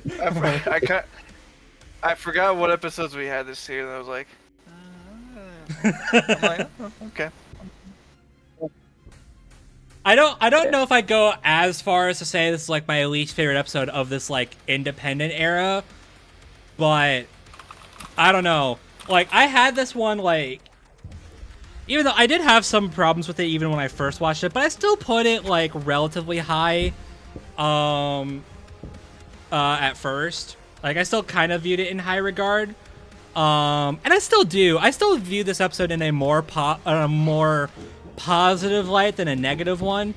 But it's just the more I think about it, the more the negative parts of this episode really start to amplify for me, and it just keeps like crawling lower and lower, and it might be reaching the. There's a chance it might reach the bottom by the time this year wraps up, and that. Yeah. That honestly genuinely hurts to say, and it might sound wild for me to say, but it's I don't know what to tell you. It feels wild for me to say. I could say that. Like actually, you know what? Bit of behind the curtain. Me and Richard actually rewatched this fight. Like, what was it, last week or something? It was last week. Yeah, we rewatched that fight, and then immediately after we rewatched like Shigaraki versus Mahito, and I finished that episode, and I'm just sitting here thinking, do I like this one more? Why do I feel like I like this one more? To clarify, that is absolutely no shade against Shigaraki versus Mahito. That episode's great. Like I said that from day one. But it's like I always make a comment about how like if I like the characters more, then generally I'm probably gonna like the episode more regardless. But this kind of feels. This one kind of feels like it has the opposite effect. I like the characters more, therefore, it's the more frustrating parts of the episode really stand out more. Yeah. So. Yeah. I mean, it's a shame, but. It's... I'll say this. This is to give my final thoughts on it. Is it everything I wanted when I voted for it? For the most part, yes. It has its problems, like Brobuscus has pointed out, like I've pointed out. Is it the best rematch episode of all time? No, not really. I mean, Goku vs. Superman 3 still holds that title. And technically that's not even a rematch, that's more of a reboot. But frig it. But I was happy that I got it. I think this is literally a case of, it's very similar to Cole versus Alex, except I guess now I'm okay with it, just because the animation is what carried this episode for me. So if the animation is the best part that I walk away from this episode, then so be it. I love the animation, love the voice acting, love the track. That's about it. Everything else is just okay at best. Strangely, now I actually like it more than Kratos versus Asura. because at least Chief and Doomslayer were in character. So it's not a bottom tier episode in my opinion. All right. Well, I guess real quick, I'll try and speed through my final thoughts as well. I mean, I don't know. This discussion didn't make me a lot more aware of like a lot of the problems clearly that are present in this episode. But I don't know. Maybe it's because I'm not as into these series yet. Once again, I hope to at least I hope to change that one day. But like, I don't know. Despite all the problems, I still think it was I still at least had a lot of fun with it. Like, again, the analysis was really entertaining, and I did like a lot of stuff in the fight. Yeah, I don't know. I do think there was a lot more that could have been done with it, but I still walked away liking the episode, even if I don't know. Even if I now see a lot more of the problems, I do still think it's a very good it's at least a good episode. So I don't know, but it is like with Kratos versus Oscar. It's kind of disappointing, or a bit of a shame to see people disappointed with it. That is a bit of a shame, but I mean, why did it have to be Devil Artemis as well? I know. If you had a nickel for every time a Devil Artemis fight made you feel didn't make you feel good, you have 2 nickels. I want to make it abundantly clear for all those who give him some shit. Any problems I have with this episode is not his fault. Thank you. Yes, we've been over this before. Yeah. I hate and just the thought of Devil Artemis finally redeemed himself. Go fuck yourselves. That's my statement. Go fuck yourselves. Like, listen, this fight is definitely. I will say this fight, on a quality level, I will argue is better, is an improvement from Kratos Asura, but like still, come on. Yeah. Don't be a dick. Yeah. Don't be a dick. It's really. Yeah. Well, and with this discussion done, I never have to think about this episode again until we do our ranking. Thank God. All right, Bang, for your reward of being patient. Now you and I can take over. All right. All right. So what we're gonna go ahead and do. We're gonna go ahead and announce the next time. It's finally time for our drills to pierce the heavens. Bane, would you like to do the honors and tell us what the next episode we're going to be talking about is? Yes. Next time on Death Battle, we have a long-awaited community matchup. 5 or so years in the making, which, when you really think about it, that's not that long in terms of how long DB matches usually take to happen. I feel like they always need time in the oven. But anyway, we have Simon the Digger, aka Gurren Lagann, versus Kyle Rayner, the White Lantern from DC Comics. Alright, let's fucking go. The will of the drill is real. The will of the drill is real. Alright. No more downers. No more any of that. This is pure positive hype train now. This is what the folks paid to see, or I guess sub to see in this case. I was about to say they don't pay us. Yeah, I know, right? We pay them. We don't even pay us. We pay them. Yeah. Okay, so since we went on for Chief versus Doomslayer for a minute, I guess we can just speed run our connections with this fight and the characters because, these two are pretty synonymous, I would say, with pop culture in one way or another. Mm-hmm. Although not Goku versus Superman levels, I can tell you that. Yeah. Yeah. I don't know. Just Bane, do you wanna go first? Since again you're the guest. For the the connection for the fight, or for like talking about? Well, what do you like? What? How do you know these characters?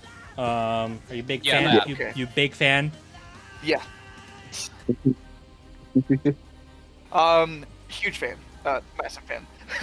um, I've grown up on comic books. I had less humble beginnings with anime and thought it was for like down bad lame nerds, which in some ways is not entirely wrong, depending on who you ask.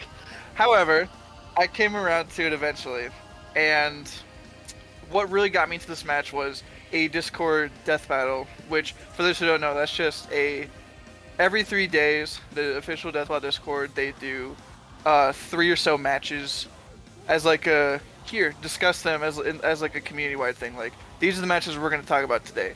Many eons ago, back in 2020, there was one for Kyle Rayner versus Simon the Digger, and I heard about the match like here and there, and most of it was like, oh, it's close, it's super close, but Simon actually like wins, which was like, huh, interesting. For me, it was odd because it's a character called Simon the Digger, and I was like, huh, odd name. So like, what's this guy's deal? And I kind of dove headfirst into the debate. I've always been someone who, with a comic fight, I just love to see what I can learn, both about the characters or the matchup.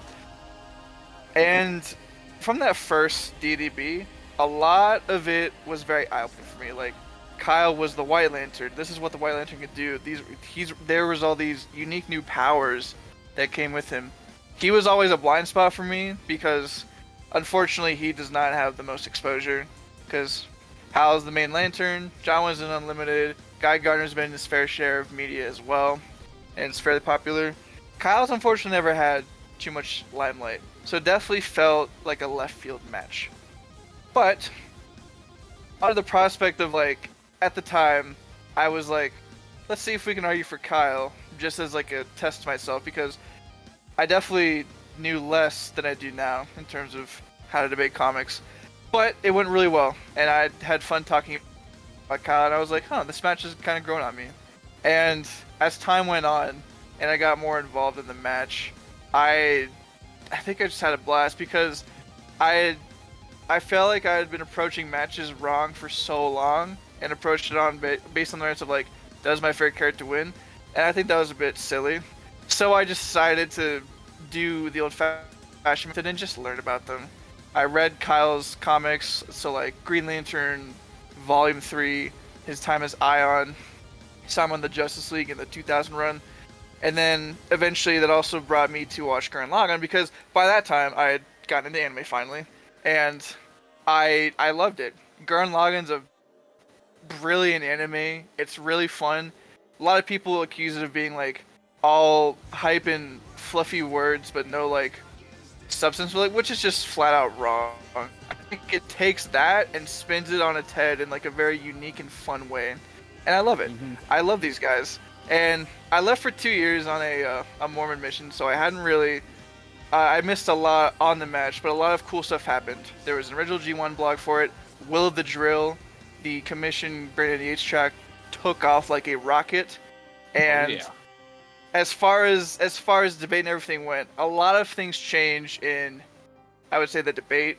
A lot of new arguments for DC have come and gone, and Gurren Lagann, as a matter of fact, too. And I kind of came back when that began to surface again, and the Death BrobusCast happened, and then the Kickstarter happened, and then a bunch of blogs, some that I made, also got released, happened, and here we are now. This match, like, if you can tell by its history, is like my all-time favorite for what the history has done for like me and how it shaped my experience in the Death Battle community. You know, That's a great story. You know, I can't help but feel like, and this probably was just that's probably just how the timing went out, but you leaving on that trip, I remember when that happened. You leaving on that trip, it happened like so soon after, like around the time of both the original G1 blog and Will of the Drill. I can't help but feel like the match as a whole kind of like became super associated with you. Because you were also on when we were doing that G1 blog, you were on Nem's video talking about it. Too. And you were. I also remember this was like, what, 2021. Yeah. I remember you like speed running to try to get like all your shit done for that blog before you left, and I was like, okay, man, this guy this guy's putting in the work. This guy really wants to make sure he gets his point across. I respect it.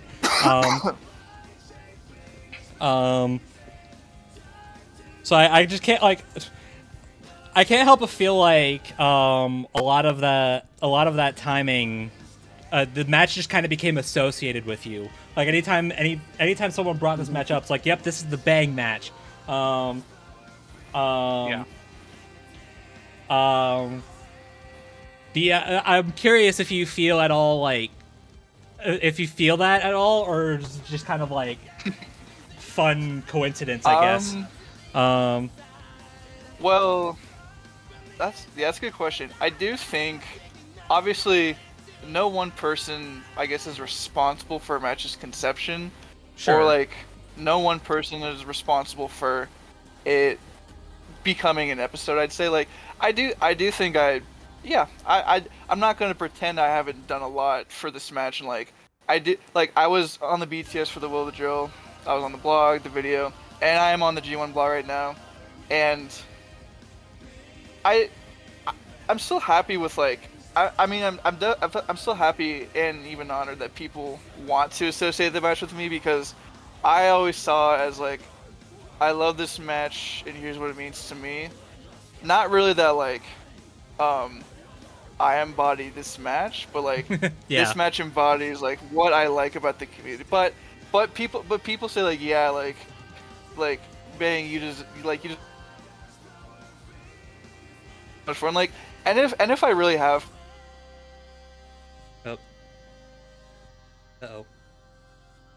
like really have that, I'm a fan / supporter, but not by like so much amount that no one else can enjoy it, because like plenty of my close friends, they love this fight. Rena has this like one of her favorite versus matches of all time. So does Door, Momo, a bunch of other friends. It's definitely not exclusive to me. Well, no, of course not. No, it's not. I also want to say, because okay, this is already a better contrast to when the fight is brought up, but every time I've heard this fight brought up, especially if you've seen the new Lads video, they also bring it up. But what I love about this is like, immediately, this is going to if I after hearing what you say, you and another friend of mine, I associate this matchup with the both of you, because and I personally want to do that, because just seeing how much it means to y'all, just hearing you talk about it, your passion, your drive, and your love for both characters, which I too will express when I get to my side. But it's so much better to go through that than the toxic side of this matchup, because again, everyone has now, unfortunately, revisionist death battle history, we'll call it, has said that this fight was always meant to be a spite fight against DC. Yeah. When that's simply, I do not believe for one second on this platform that is the truth. And again, I can't change if people actually feel that. Like, I wish I could, but I can't. But it's like, no. I mean, if you believe that, fine. But I disagree with you. I do not believe in spite matchups. Yeah. I do not believe that this fight was created just so we could say, can we have a non-Marvel character beat a DC Herald? Yeah. Like, that is a gross, inappropriate way to come about this fight. Like, that's very disingenuous, and it belittles the fight. I don't like that. It does. It really does. I mean, okay. On my end, I did research for like this topic actually, because I made a tribute blog for why I love this match so much, and I tried to find some like old, like I tried to like backtrack on the Reddits, but they don't really have a good backtracking feature where you can like find like the earliest post of like Kyle versus Simon. But from what I remember, like largely in 2020, I remember seeing it like spring of 2020. Mainly, I like Granville made a trailer for it, and it was on the Death Battle Wiki server. Tossed around a few times. I don't remember at all this being like, oh, yes, a chance for DC to lose. Like, I don't remember that being the tagline. like, yeah, people said Simon win. Like, Simon started as like the consensus, like, but they said that it was very close, but that Simon would win.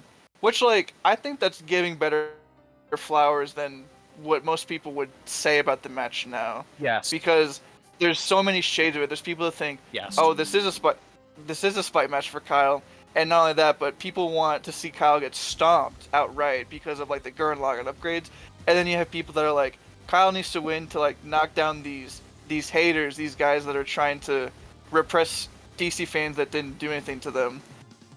You have all these different crowds, and it's definitely been tough to interact with some spaces as a result of these crowds. Yes, even in the waiting period, I do try and just stay off of. Okay, I don't want to trash up, but like I definitely have not been an official as much, in part because I'm working on the That's G1 fair. blog, but also, Yeah. there's a lot of conversation we had about this, and some of it is just like, it's not with the right people, and it's not positive.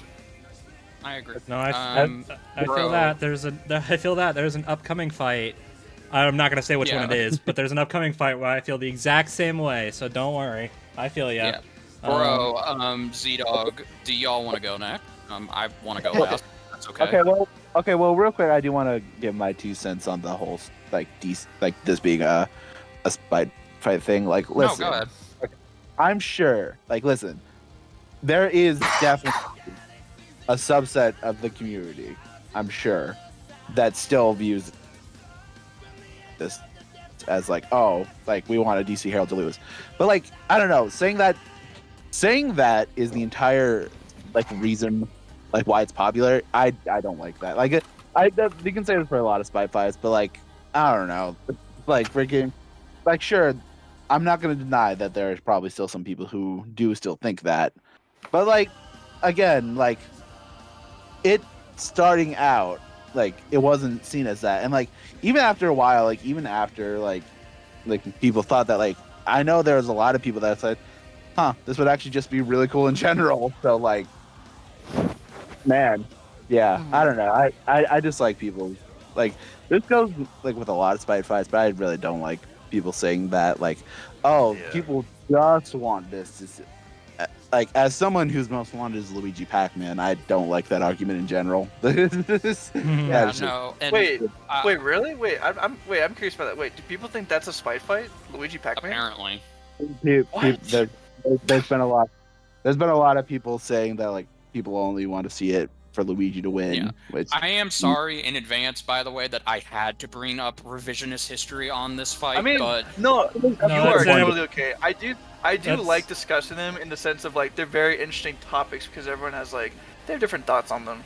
Yeah, it Yeah, was definitely an no, important but thing to it- bring it- up for sure. No, you're fair. yes, but it just let it be known, I don't like it because I'm gonna get to why, but I will. But I had to bring it up because, unfortunately, again, it's what people tell us now. Instead of, you have someone like Bane who was there when this fight was conceived, when he was there when this fight was just conceived, and we have a different perspective. I consider Bane's perspective the true perspective of this fight, but I had to bring up revisionist death battle history because it unfortunately cannot escape the conversation. Like, you cannot go without talking about it. yeah, that it's definitely, there are definitely way more people who just think this fight would be really cool and interesting to debate. So Yeah. that Yeah. should not be ignored. That's what got me hooked. I was like, what the hell does the White Yeah. Lantern do? Even I don't know. Yeah. But Exactly. Z-Dog, since you're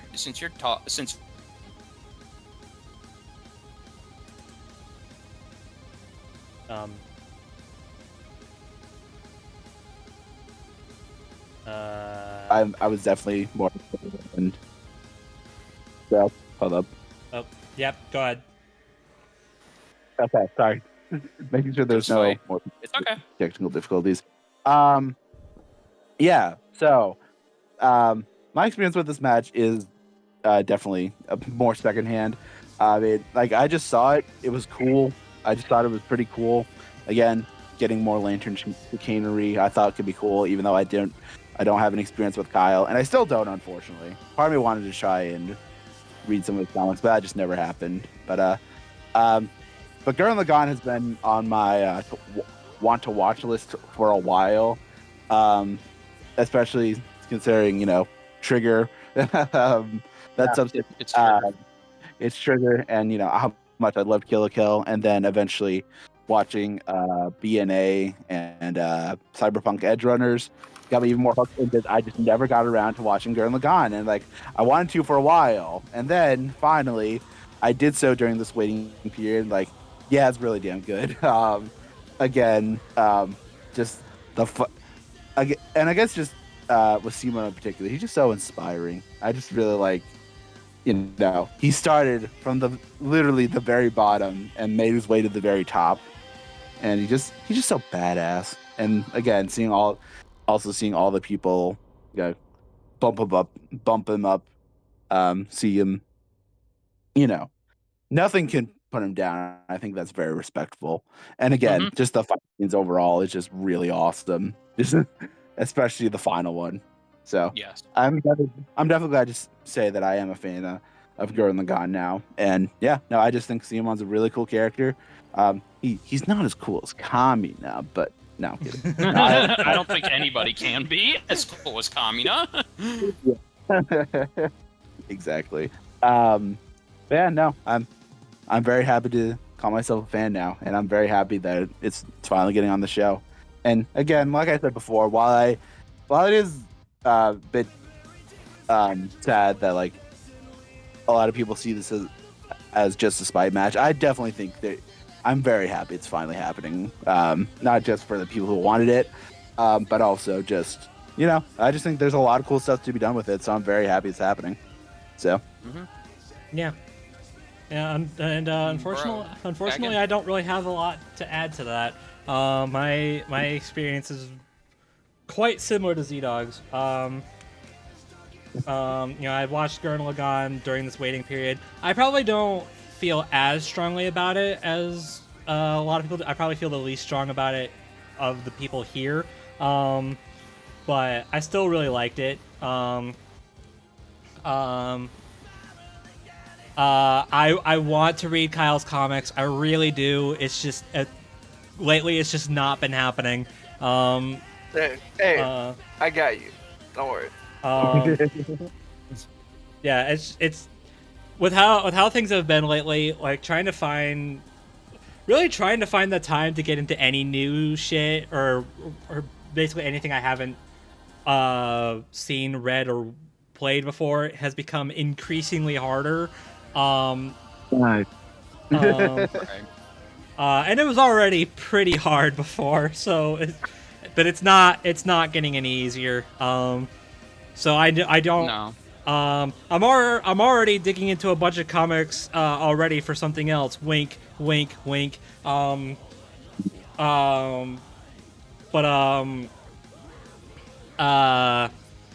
yeah. But one day it will happen. One day, Bang actually gave like a list of comics, like comic runs. I actually asked him.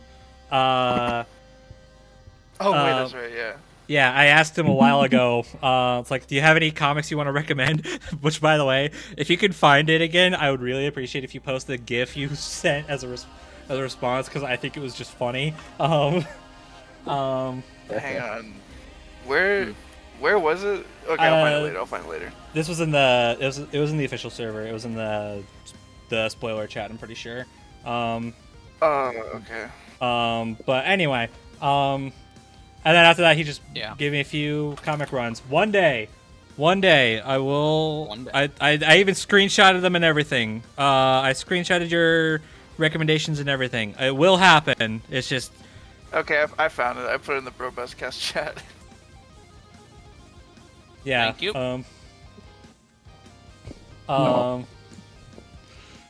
So yeah. Yeah, unfortunately, I don't feel super strong about. I mean, I'm excited. Don't get me wrong. I'm super excited, but I'm probably the least. I'm probably the weakest fighter here for this episode. I mean, that's a good segue. The preview. Yeah. Oh, That no. way- So hold on. Oh, We're getting there. man. Yeah. No. So okay, real quick, ending it off with me. I just want to say, so I very much like Bane. I am a Kyle Rayner fan, and I'm gonna take it a step further. I did not like Hal Jordan. I still don't like Hal Jordan, and if that upsets Hal Jordan fans, I apologize. But when I saw Hal Jordan on the Super Friends, this is circa 1999, 2000, when Boomerang was awesome, and I had access to the Super Friends show. I saw Hal. I thought he was boring as shit. I did not care for him, and then I saw Kyle Rayner's debut episode on Superman the Animated Series, and Kyle was immediately the one that jumped out to me because he's a comic book artist, and I know Bane's gonna bring that up when he talks about Kyle, but Kyle being a comic book artist was something that I was in love with because I love comic books. I have always loved comic books. I still read comics. I collect physical comics here and there. And Kyle being a nerd who loves comics, Japanese stuff, anime, he's literally me. I love him, and I was very attached to him. Right next to Jon Stewart, and more recently I became attached to Simone when I finally watched Gurren Lagann a couple months ago, and all I gotta say is Gurren Lagann is definitely up there in my favorite animes of all time because it's like Bane said, it's basically it's a satire on mecha anime. But instead of just being a mecha anime first and a character study second, it's the opposite. It's all about the characters. It's all about the environment and what they're going through. And Simone and his story, I feel like it relates to me, especially now as I am trying very hard to not doubt myself and believe in myself. And I had a Kamina figure before in my life, so that's why I love Kamina. And Simone's story is it's very personal. It hits home for me. It's like I liken Simone to I liken Simone to a Goku archetype. He's there to inspire us to basically make sure that we don't give up and we're always able to push forward past our limits. Except Simone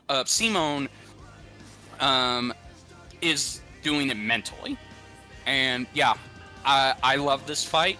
And when I found out about it over 5 years ago from a friend of mine, and his ideas about this fight, it really hit home. And I was like, holy shit, this could be the next Goku versus Superman if this fight is executed in all areas. And let me just say this, and I'm pretty sure Bane is going to 100% agree with me. Mm-hmm. This is the most Kyle exposure you're going to get at this current point in time. I've read the Kyle comics, and I've even read the new Jeremy Adams book, where he focused on Kyle. I love him, and I'm so happy that Jeremy has brought Kyle back, because I make no exaggeration when I say this, Kyle kind of doesn't mean shit to DC when it comes to a lantern. Like, he could not be more worthless in their eyes. And I'm so excited for this episode to finally give Kyle his time in the sun. Because if you put a gun to my head, Kyle is the best Green Lantern of them all. It's not Hal, it's not Jessica, it's not John, it's not anybody. I love those characters, except for Hal, but Kyle is just what a Green Lantern should embody. Pure creativity and imagination.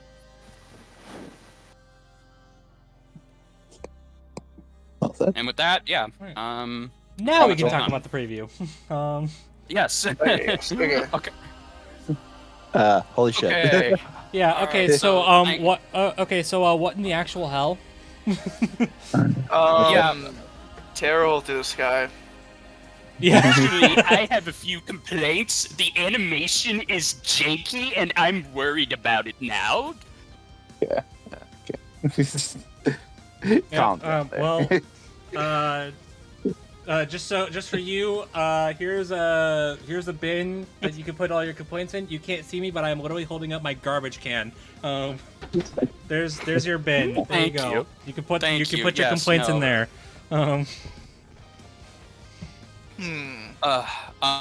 No, yeah, okay. I don't agree with people saying this animation looks janky and no, fuck that. I am so excited for this. Oh my god. This animation preview is so exhilarating. Yeah. Honestly, I was expecting them to reveal like a reference of some kind, but a Balrog from Street Fighter Construct is like, Yeah. that. You know what? That's left field. I'll give it to them. That's a very left field thing to go with. That took me way too long to get to see. By the way. Yeah. Like I was expecting like Getarobo or Voltron or like another mecha, but like a mecha, not a boxer. Yeah. Balrog. Okay, so yeah, obviously this. So, this is going to be animated by Zack Attack. And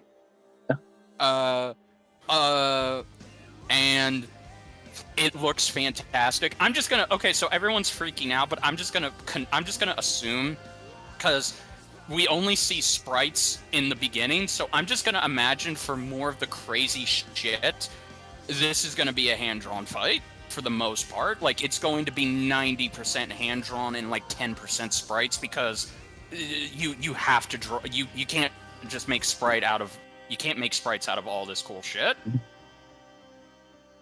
Yeah. I can see that. Yeah, they brought like all the boys and girls for this one. Like Zach, Assassinite, Origin, Larry Winwood. It's a party. Yeah, they confirmed Holy it's shit. not just Zack Attack leading it. We have other animators, and So and yes, Tiki. Tiki helped with a lot of like the post stuff and the VFX and other like behind the scenes stuff. Yes, and it looks gorgeous. Like, and Tiki's reiterated this too. Like, this was like less than 1% of like what is to come, which is like really fucking exciting. Which is what I want. Like, okay, I've been saying for a long time, and these guys can back up what I said, but Bowser versus Eggman was their peak. This is my peak. I've said it to plenty of people, but this needs to be my favorite episode in the show, just like of all time. Yeah, like same here. And also we got our voice cast. Yep. Yeah. Unknown. So these are two unknowns. Simon's voice actor played Giorno, I believe. Yeah. In Joker. Okay. Yes. Yeah. Kieran Regan. And then That's really good for the role, dude. Wasn't expecting that, but that's great. Yeah. Okay. And then Brandon Acosta is Kyle. I literally just IMDb searched him. I couldn't find anything I recognized. Okay. But they sound cool, so that's really all I care about at the end of the day. They didn't get Nicholas to come back as a Yuri impersonator, so that's interesting. But then again, it just would have been distracting. I think they wanted to make sure this episode stands out on its own. And I appreciate that. Because I mean, getting these Nick would have been neat and all. He's a fine impersonator of Yuri Lowenthal, but I don't know. I feel like doing that, or even Sasuke's voice actor would have been good to give him a run back. It's just I don't know. I feel like doing that when you're already putting a Yuri Lowenthal character against another Green Lantern. It's probably would have like getting the same actor again. but like there would have been way too many comparisons to You know what? That's that fair. episode, which I'm honestly kind of surprised it took us this long to bring that up. But yeah, here we go. Yeah, this is our third Yuri Lowenthal character, which in Death Battle. So automatically Simone is going to lose because it's a Yuri Lowenthal character. Don't you dare. Tinfoil hat. Don't blame me. Hey, I didn't say it. Your only mate said it. Just going off that logic. But no, I don't agree. No, I agree. But I love these actors, and getting to hear a little bit of their personalities. It's so good because again, Kyle and Simone are so fucking charming. Like they need to have. This needs to be the best banter of banters because these two would legit be best friends. Yeah. Yeah, and by the way, it's not a big deal or anything. Kind of, I don't know why people are exaggerating it, but kind of sounds like we may be getting a Will of the Drill remake if those lyrics are anything to go by. Tear a hole in the sky. My God, Yeah. they're actually doing it. Yeah. Yeah. I think a lot of doubts if they could. And to be fair, it could just be a new song, but just have references. But it's gonna be good either way. Okay, look, yeah, no, okay, look, I'm pretty sure Brandon went into this with the same line of thinking. As much as we want to have the actual Will of the Drill track in this, that can't be done for for legal reasons. But that doesn't mean that he can't just make Will of the Drill again. Yeah. But no one a Death Battle version. Yeah, no one said anything about a remix. Exactly. Like we can get a new version of Will and the Drill, which let's be real. 25% of the people were not even 25. A majority of the fans were saying if Will of the Drill is not in this fight in some way or fashion, then this episode's already not good in their eyes because Will of the Drill, for better or for worse, is what people think of when they picture this matchup. Mm-hmm. It's also totally not. It's also totally not playing in the background as we speak. What are you talking about? No, totally not. No, we totally used different music for this fight. Clearly. Totally. Mm-hmm. Uh-huh. Yeah. Anyways. Exactly. And yeah, it is like this. Okay, so fun fact, I requested a day off for this Sunday just so I can watch this fight.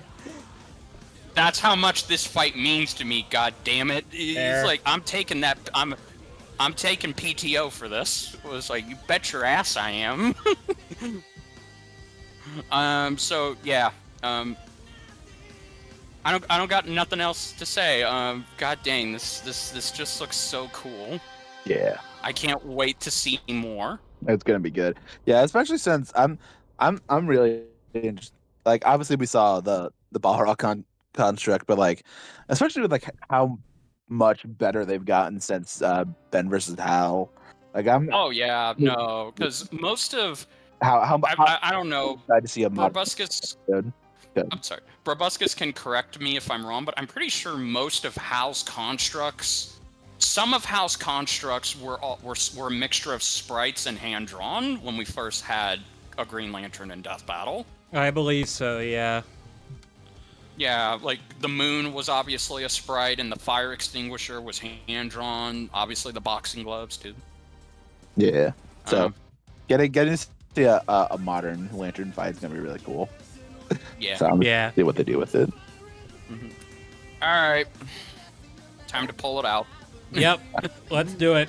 I'm actually very curious to see how this is gonna go. All right. So let's talk about who we think's winning this. So Oh, good lord. So y'all know how we do this by now. Strap in, by the way. This is strap in and get whatever snacks you like. This is probably gonna be an intense one. I can okay, definitely guarantee that this is an insane fight. yeah. So I can agree as well. y'all watching this, you know how we do this by now. So for this fight, Richard is repping Simone, repping Gurren Lagann. And Bang here, our good old buddy, our good old guest, he will be repping Kyle. He will be repping the White Lantern.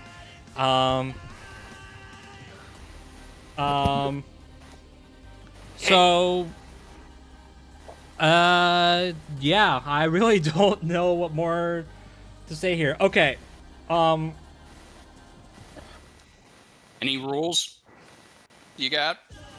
well, what rules did y'all put on yourselves? Really, I have like Okay. I have like next Sorry, I have like next to so- no stakes here, so this is all on you. Fair. Okay. So I guess I want to try and cover. I guess the rule I'm putting on myself is I want to just cover everything and use everything at my disposal, but at the same time, I don't want it to be. I don't want to take 30 minutes to just explain who the hell Simone is.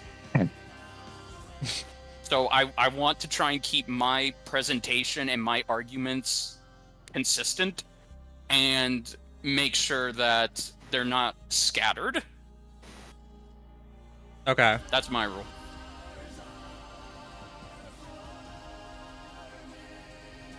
All right. Yep. Well, fair enough. And on that note, I guess let's just get into it. So the episode is okay. The episode is either Simone the Digger versus Kyle Rayner or Gurren Lagann versus White Lantern. Either way, Richard, you go first. Okay. All right. So, like I said, we're gonna keep this. We're gonna keep this brief. So we start our journey in a little village called Jiham Village. A boy by the name of Simone the Digger has aspirations, but he continues to drill because that's what he's good at. He's mocked, but he's praised for his drilling skills until he is met by his big brother, not related, Kamina, who inducts him into his team, and they go on a raid to try and break out to achieve their goal of getting to the surface world. And after a few mishaps, they finally do that when it's revealed that a gunman, a beast from the side up, has come crashing into Jiham Village and being the thing that is responsible for causing tremors and earthquakes down below and killing Simone's parents. Kamina and Simone travel up to the surface in a big head that Simone found, and it is properly named Lagan. And with the drill that he found that appears to pilot Lagan, he goes up to the surface with his best bro, his pet Boto, and his other totally not crush, Yoko. And they are inducted into a war to fight the Beastmen and their gunmans. And this, unfortunately, takes Simone through a huge journey, as he has never been in a battle before, and he has to figure out how to be useful in said battle. And eventually, his big brother comes across another gunman that he can hack, and he names it Gurren. And through fighting one of their rivals or their various enemies, they learn that they can combine them into Gurren Lagann. And throughout their time together, Gurren Lagann was beating beastmen and their gunmen left and right, even gaining the attention of the Spiral General himself, Lord Genome. And we see that eventually they plan an all-out attack on Team Gurren. And unfortunately, as Simone was going through the peer pressures of ending the war, and after finding out that his crush favored Kamina over him, Simone lost his edge until Kamina made him grit his teeth and get him back into shape, although it came at the cost at Simone losing his big brother, who died heroically after helping his little brother save them and defeat the Beastmen once and for all, until Simon was in a depressed state, met a cute girl by the name of Nina, got back into his fighting spirit, and was able to go up against Lord Genome with the help of an army, his friends, and the support of Nia. He defeated Lord Genome, and for 7 years there was peace until Lord Genome promised that once the population reached 1 million people, that's when they would be noticed. And lo and behold, after so much time of peace, that finally came true. And we see that Nina was actually a messenger for something called the anti-spiral. And now all of Earth was going to pay because they were a threat to the spiral himself. So Simon, after going through some, we'll say, legal complications, piloted Gurren Lagann and went up into space to defend the Earth and get his newly fiancée back. And finally, after conquering all of the trials, all of the tribulations, all of the obstacles that the anti-spiral sent his way, he finally defeated him with the power of his friends, the power of the spiral force, and just the power of believing in the Simon that he believes in. And then he defeated the anti-spiral. Unfortunately, it came at a cost. His wife was now gone because she was a product of the anti-spiral. And so Simon put himself into exile, and still to this day, he wanders around, protecting everyone, but making sure to remind people that if they feel like their drill is too weak, he'll be there to make them have the faith in themselves, and thus they'll be able to pierce their drills through the heavens. Simon, of course, pilots Gurren Lagann, and Gurren Lagann is a giant mech that comes with an abundance of features. It, of course, can do your typical mech stuff. It can combine, it can regenerate, it can form weapons. These weapons are mostly drill-related because Simon is a digger, and his method of digging is, a drill. So he can pretty much use whatever style of drill weapons he wants. These include drill blades, drill missiles, and practically engulfing the whole mech itself in drills to pierce its enemies from a distance or in close quarters. He can even attach drill blades to the side of the arms to deliver some pretty killer cuts. But of course, the biggest weapon in his arsenal is the Giga Drill Brake. This massive thing can literally drill and cut through any opposition that stands in its way. And after going into space and getting a few new transformations, one of them, of course, being a galaxy version of Daiguren, he would eventually get a Super Topa Tegan Gurren Lagann, and this is the biggest mech of them all. This thing practically dwarfs the size of a universe. It is so massive, it has so much firepower that it was able to compete and hold up against the anti-spiral himself. And I do want to say, because this is an anime, that means that there are some crazy over-the-top attacks. My favorite, of course, is the double boomerang spiral, of course, the big Giga Drill Break. I have the best wife in the multiverse, and just who the hell do you think I am, punch. Simon is very adaptable. That's practically his whole thing. He was the strongest in his village. Every time he was feeling down, he would keep drilling. Every time he was scared, he would keep drilling. He was a master of his emotions and trying to learn how to keep them in control. There were 2 times where his emotions were basically compromised, but through the power of his own will, he was able to power through it. And his drill helps too, because the drill he wears around his neck is connected to the spiral force. So for the sake of this, I'm just going to say that the Spiral Force is essentially the Force in Star Wars meets the Speed Force from DC Comics.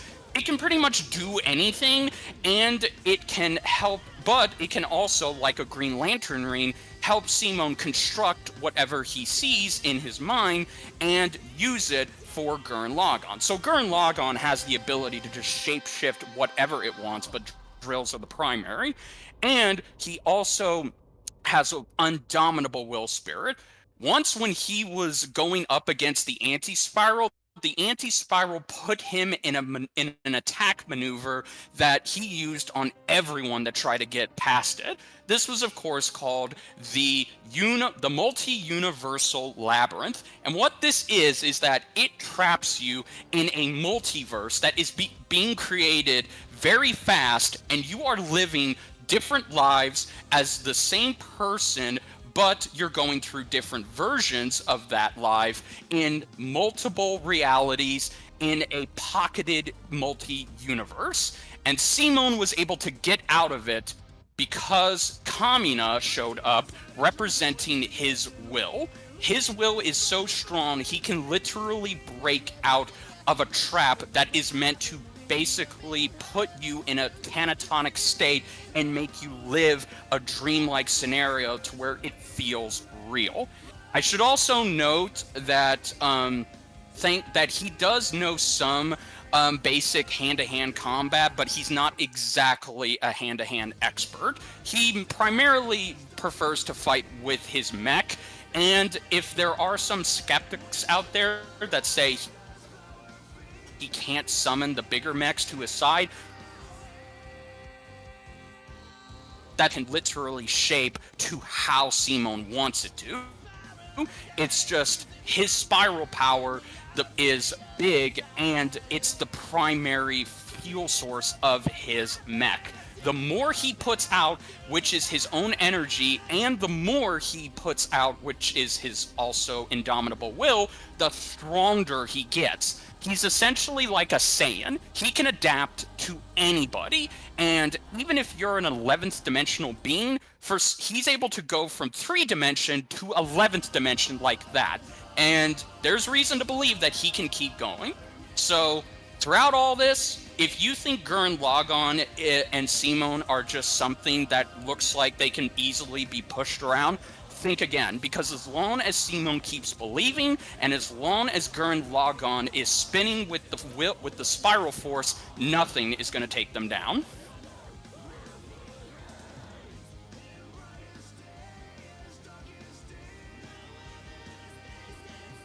All right. Sick. Good. No. All right. Bang, it is now your turn. All right. Kyle Rayner. Let's get to it. So, for our White Lantern, it all starts back in the 90s. Unfortunately, the Green Lantern that we all know, hate, and love, depending on who you are, Hal Jordan, he was in his darkest hour. Coast City, his hometown, was destroyed due to the efforts of Mongol and Cyborg Superman, two very notorious Superman villains, and he was driven mad, because for all the things his Lantern Ring could do, it couldn't bring back those he loved. And as a result, he wanted to find that power that could do that. A power that could prevent all of this. And in doing so, it led him on a path of destruction. In the event known as Emerald Twilight, Hal Jordan massacred the entire Green Lantern Corps, including the Guardians of the Universe, and absorbed the Green Lantern Central Power Battery, becoming a dangerous enemy that would sear its name into DC Comics events, Parallax. With this power, Hal tried to go back in time, and with energy from the first Crisis event, he tried to prevent this all from happening and alter history, change it to his liking. And while it may seem like all hope was lost, there was light in the darkest hour for the Green Lanterns. Ganthet the sole survivor of the massacre, had one final failsafe. That was to bestow upon a human a Green Lantern ring. And he chose a struggling graphic art student in Los Angeles, California. Wasn't the right time or place. It was because the ring saw a fearless fighter. That fighter was named Kyle Rayner. And Kyle started out as a very intrigued person. Okay, I now have a weapon, the most powerful weapon in the universe. So what do I do with it? And because he's an artist, his mind went everywhere. He made his fun constructs, and he showed immense skill and creativity. And this would aid him in his first fight against none other than Mongol himself. A very unceremonious first fight to have. And with help from Superman, he was able to best Mongol. But Kyle seemed a bit different. Superman was obviously aware of the Green Lanterns and what they were. But Kyle didn't seem to have any recollection of a Green Lantern, or what they are, or their past, their history, their legacy. He was the only one. And it wasn't long before Kyle realized what that meant, being not just a Green Lantern, but a hero. Despite the support from his girlfriend Alex, a tragedy occurred very early on. Because of the fact that Kyle was the only Green Lantern in existence currently, many people wanted to see if they could get their hands on what he had. And that led a government-funded enemy named Major Force to murder Kyle's girlfriend Alex, infamously storing her body in a fridge for him to find. And Kyle was understandably driven mad by such a terrible thing, and Major Force was pretty much dead until the police intervened, and the first Lantern, Alan Scott, intervened. And it was then and there that Alan also unceremoniously told Kyle what the Green Lanterns were, and what had happened on that fateful day with Hal Jordan. And Kyle soon realized that eventually he would have to face down Hal Jordan himself, being the last line of defense and honor for the Green Lantern Corps. And eventually they did. And to some extent it worked, but Parallax still tried. He tried to right the wrongs and bring back what he had lost, but he couldn't. And so he sacrificed himself, cementing the fact that Kyle Rayner was the last Lantern left. And it wasn't easy for him. For all the people that he loved and even had romantically pursued, it seemed like life would not really give him a break. It was a struggle, one that he tried to brave. He became a Justice League member, went on many adventures, and soon figured out what it meant to be the last Green Lantern. But it didn't seem like it was easy for him to do it, at least not on his own. With the loss of Alex, the loss of Jade, losing Donna Troy as a girlfriend, and the loss of his mother, it seemed difficult for Kyle to get a grasp on if this really was his life. Everyone and everything he loved felt like it was because of who he was, and it took a toll. And like Major Force, many enemies tried to exploit this for Kyle and wanted the ring and wanted to bring him down and defeat him. One such enemy was Parallax. Parallax by this point was revealed to be not just the name of Hal Jordan, but embodiment of fear for the emotion of fear. A giant, terrifying creature that embodies fear, and it attacked Kyle, possessing him and trapping him within his own mind. Kyle tried to fight back, but he realized that even with Parallax beat, he was trapped in his own mind because he was scared. He was afraid. And that's always the test of a Green Lantern, is how they do against fear. Because in the Lantern mythos, these lanterns, they opposite. You have rage opposing hope, and you have fear opposing willpower. And Kyle tried to make sense of it until he realized that the painting he was smashing sporadically had a name on the back of it by the name of Maura Rayner. Maura was Kyle's mother, and it seemed like Kyle then and there realized that this was a painting made by his mother as a gift to him, because that's who Kyle was. He was also an artist, and that's when Kyle realized that he never really was alone, at least not in the way he would think. He realized that it was the hope of those that came before him that's what brought him to where he was now, and it's the hope of those that came before him and those that will come after that continue to help him go on. As long as Kyle had that hope, he was never alone, and he would never be alone again. And this hope and this love would later allow him to open his heart and accept the emotion of love, completing his training of becoming the White Lantern after finding out he had a connection to the entire emotional spectrum. Now, in terms of his powers and abilities, Kyle Rayner wields the Green Lantern Power Ring and Battery. So, the ring is considered the most powerful object in the DC Universe because of the fact that it allows the user to do basically anything it wants. The only limit is based on their imagination.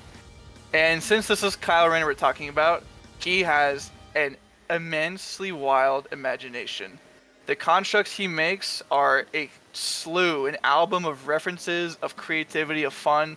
We have things from pinball machines to electric torture chairs to flying pirate ships, and of course, as most people know, super fighting robots. We're talking Voltron, Evangelion, Getter Robo, and other just custom-made mechas that just he puts on when in a fight.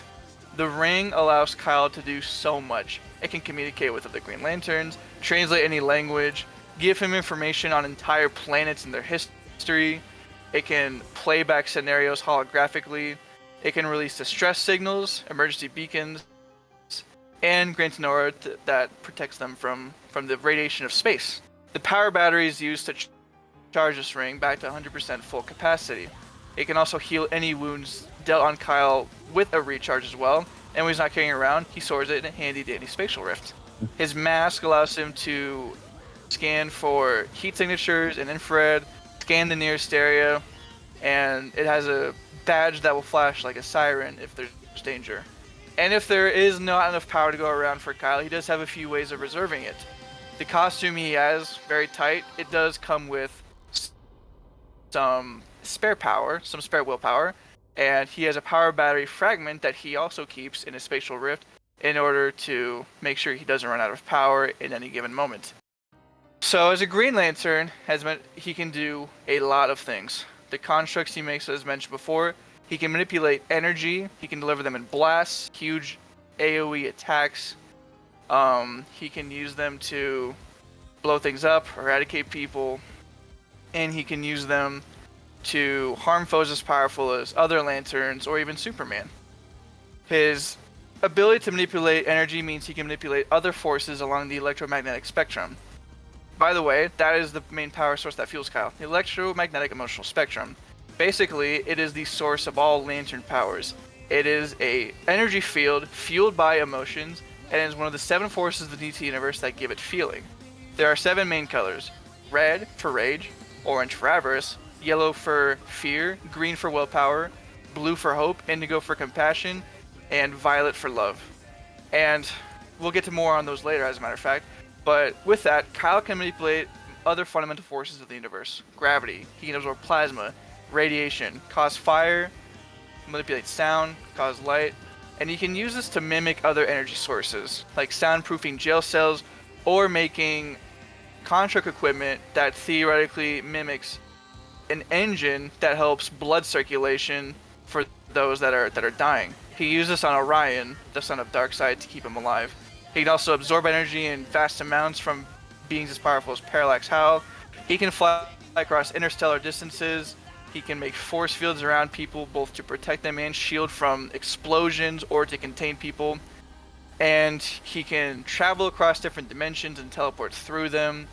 He can go invisible, intangible. He can also manipulate matter and life in a variety of ways, like being able to extract oxygen from ash, split atoms with the ring, restore objects to their original appearance, and even accelerate life and their evolution. He can also use the ring to alter minds, although this is an ability that most Lanterns are very cautious with their use of because it can be deemed unethical. But Kyle has been able to use it for good, like being able to restore memories from people who have lost them. And on the more weirder front, Kyle can warp reality with the ring due to its immense capabilities to alter the universe.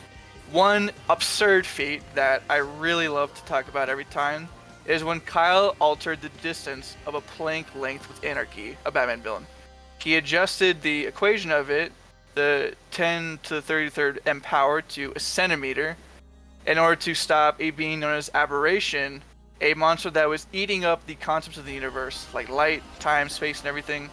And they used it to bring them to the future and stop Aberration before he became a maelstrom that would destroy everything.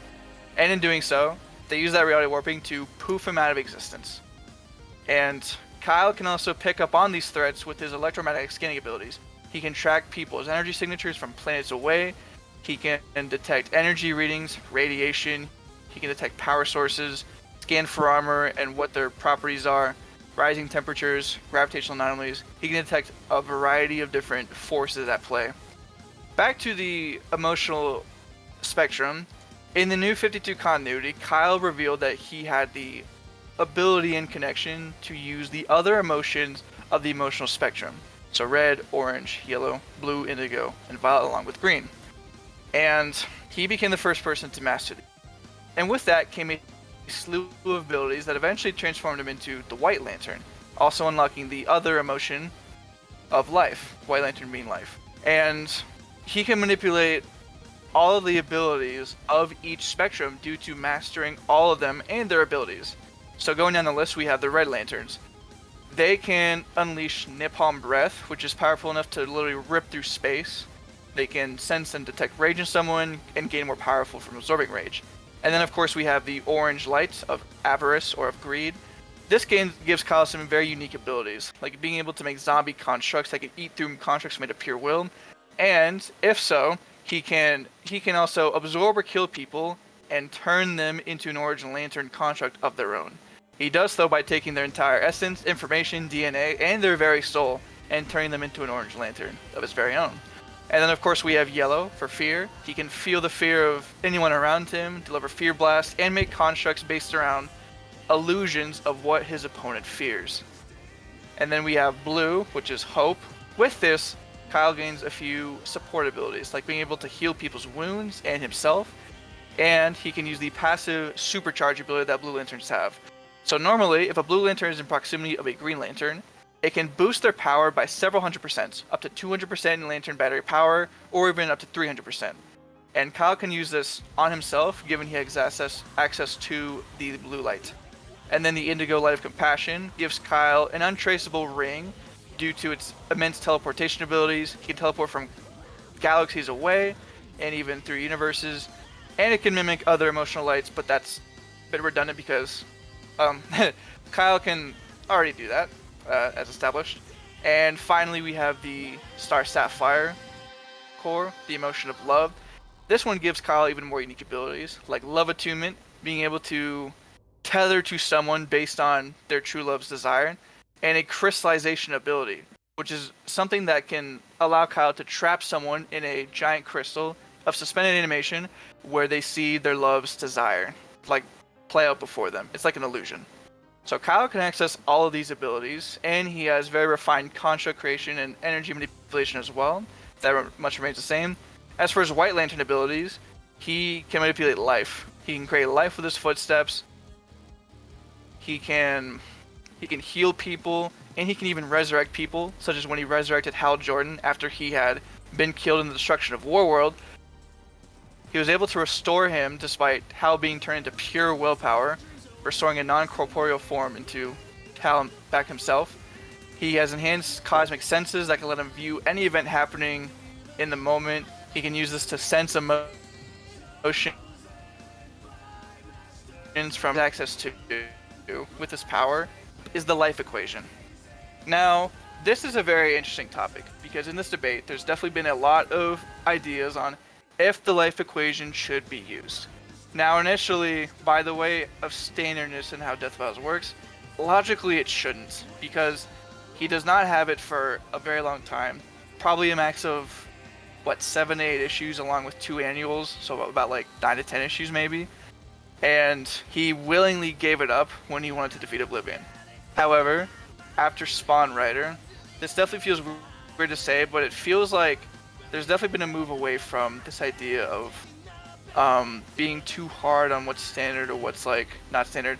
And most people might ask well, isn't the White Lantern also non-standard? Kinda. Not anymore, though.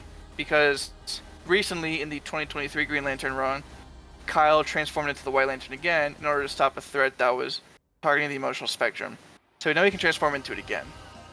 And I guess one thing that could be said is that the life equation is intrinsically tied to him. So you could logically argue he can access it again, but either way, I think it'll be used for the episode personally, so I'm just gonna roll with it like that. Like, okay, let's assume that they're gonna use life equation. The life equation in DC is the code that makes up all of reality. It was located beyond the source wall and discovered by Kyle when he traveled to the source wall and bonded with it, and it became an inseparable part of who he is because of his change made in reality. With this life equation, Kyle gains an even greater slew of cosmic powers. As said, he can warp reality to his liking, shaping the entire universe if he wants to, able to change people into entirely different people with different thoughts and memories, and use it to destabilize entire planets as side effects of his fight. One reality warping side effect was source wall travel. He was able to make source wall travel possible when it was thought impossible from the many people that have tried and failed. He can create entire source walls on his own, though not as big as the immensely beyond infinite barrier that they are. He can banish people to the source wall like the Promethean Titans, and he can manipulate other people's minds with it. When Highfather took the life equation from him via a backdoor telepathy method, Kyle revealed that the life equation also has the ability to take people's free will and control them, similar to the anti-life equation, which is the opposite of the life equation. And these are all of Kyle's abilities. Wait, do I talk about stats too, or is that later? Yeah, go ahead. Oh, okay. Now, just how powerful does this all make Kyle? As a Green Lantern, Kyle was already immensely powerful. Being a member of the Justice League, being able to win, with him even being stated to outright kill Wonder Woman if he wasn't stopped when he was mind controlled. He's able to keep up with species like the Flash, and given he's comparable to other Lanterns like Hal Jordan that can make Speed Force singularities, Kyle can already move pretty fast. But I think the White Lantern is the more important part of the equation, so I'm not going to talk too much about the Green Lantern. But for the White Lantern, Kyle has been stated to be as powerful, if not a genuine threat, to the Guardians of the Universe, the beings that created the Green Lantern Corps. So just how powerful would that actually make Kyle? Well, the Guardians of the Universe are already being stated to have Big Bang level power. That's a good start, but we see later in the continuity of DC that the Guardians get much more powerful as well. Ganthet, the person that gave Kyle his ring, is a member of the Quintessence, a group of beings that are protectors of the multiverse, existing on the level of the Spear of Gods, since the members of which include other beings that completely transcend most of the DC multiverse, including Hector, the Phantom Stranger, the Wizard Shazam, and Highfather as well. Ganthet is a part of this, and Ganthet is also considered to be an ascended being, which is likened unto a new god. And the race of the Guardians have also been stated to be at war with new gods in their very earliest days. But an ascended being to the level of new gods, capable of interacting with the source and ascertaining everything, and can descend from the god spirit without a boom tube, reaching immense levels of transcendence and power. And if Kyle is superior to the Guardians of the Universe, then that means he would be around this tier of power, which is also supported by the fact that the life equation is one half of the source and what makes up the source as well. And in the DC Futures and continuity, Kyle became one with the source, although it was 5 years later. But it does show that the life equation at its max power has the immense capabilities to be comparable to some really high tier DC stuff, including the source. And for those that don't know, the source is where, well, what it sounds like, it's where the source of lots of things came from, where the new gods were made, where the Speed Force comes from, where everything was born. It is the source of everything, really. And it is far above the cosmological structures in DC, including the Bleed, the Orrery of Worlds, and of course the Spear of Gods. So Kyle with the life equation and as a White Lantern should be on a level similar to this God Sphere, making him outer versal, if not strong enough to affect a realm like the Source that sees everything below it as fictional, as less real than it.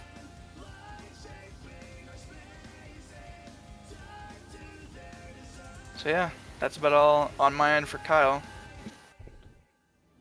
All right. Holy shit. Uh-huh.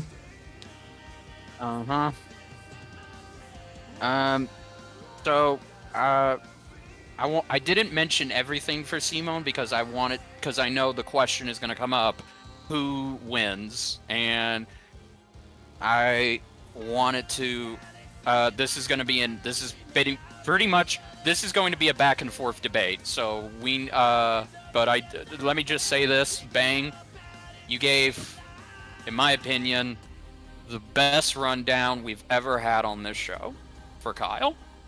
Oh, thank you. You are welcome. That's cool. You are the MVP. You are the MVP of this debate. So please, take a bow. You deserve it. You are great. Of course. But all right, bro, Z-Dog, go ahead. Open the floor and ask us what you need to. Bro, you go first. I wanted you to go first. Okay. I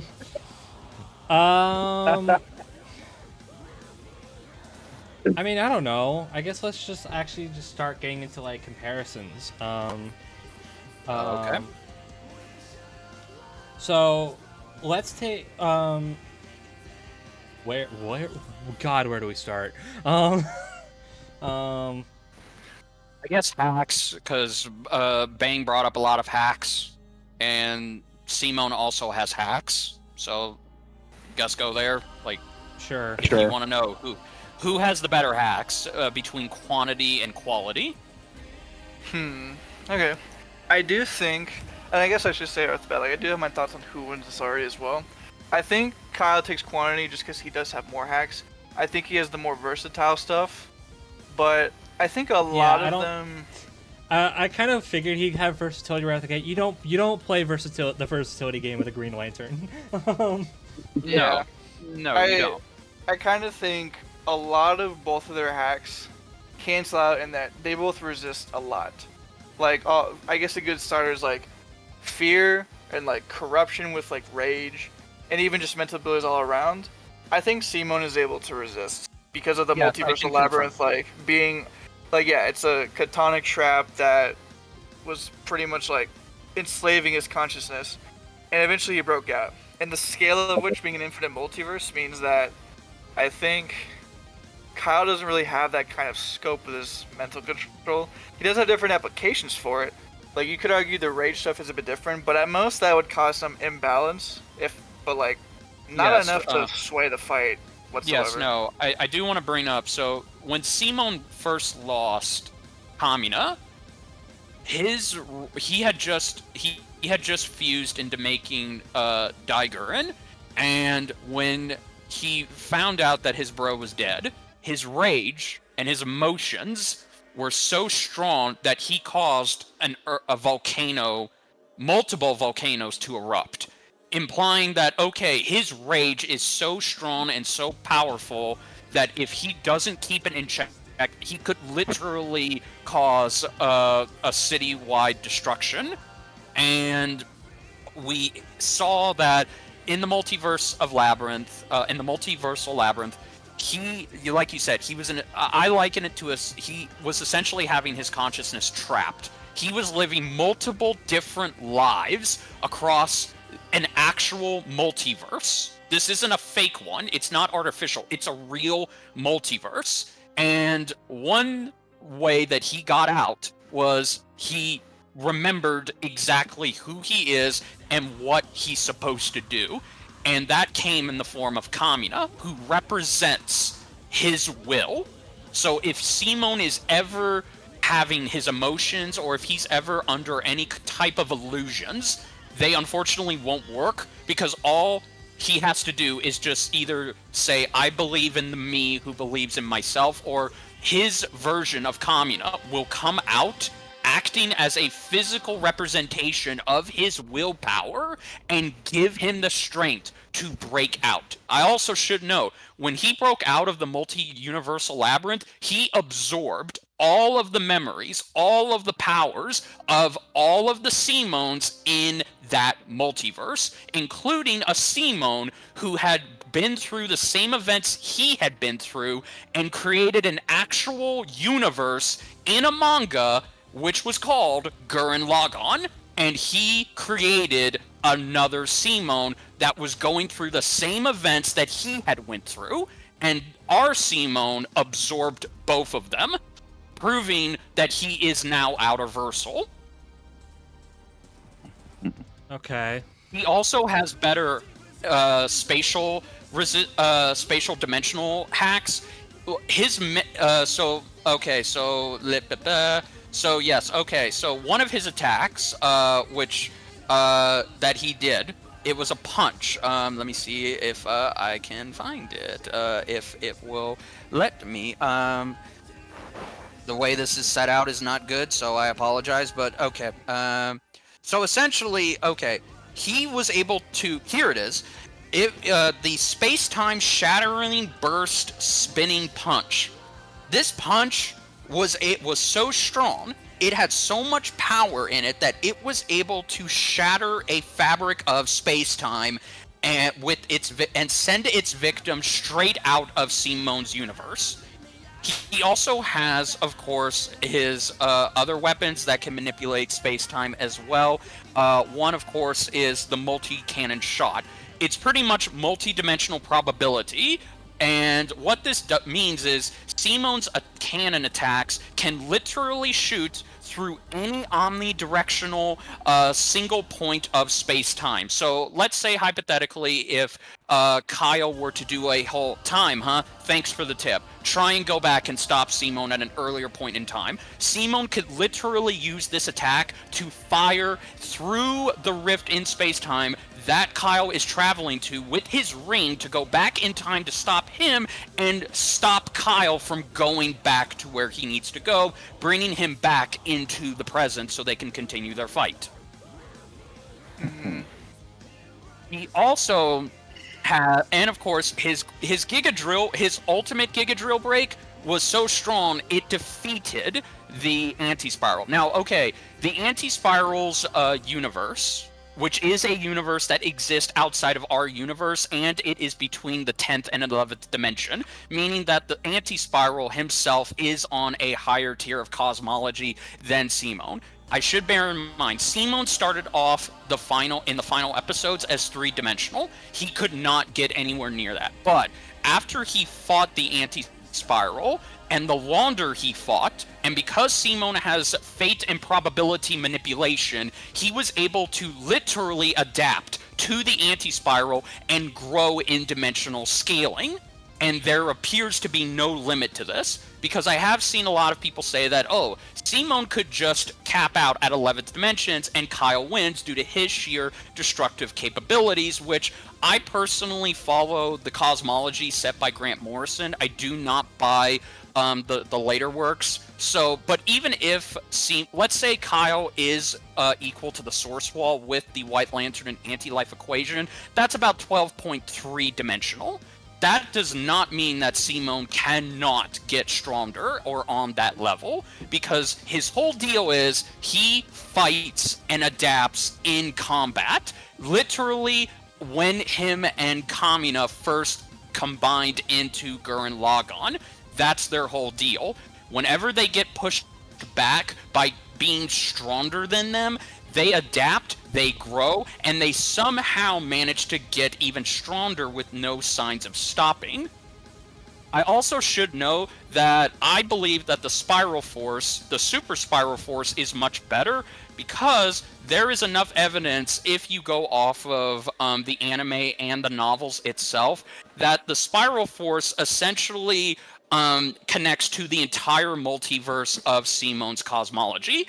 And we also know that, as I said, that the Anti-Spiral's universe is set in between the fabric of space and time outside of Seamone's universe, and it's on a higher cosmology tier. And the Spiral Force is what gives Seamone his power. Simone essentially has the ability to draw from the super spiral force itself, which already connects to the whole multiverse of Gurren Lagann to give him the ability to get even more stronger and adapt to even better and bigger foes. And I also should note that, once again, him absorbing a Simone that already went through the same experiences that he did, and this Simone was able to create a universe inside a manga. It was a living, breathing universe that was essentially an adaptation of what was happening in Simone's life. So that alone is proof enough that if I were to just say who has the better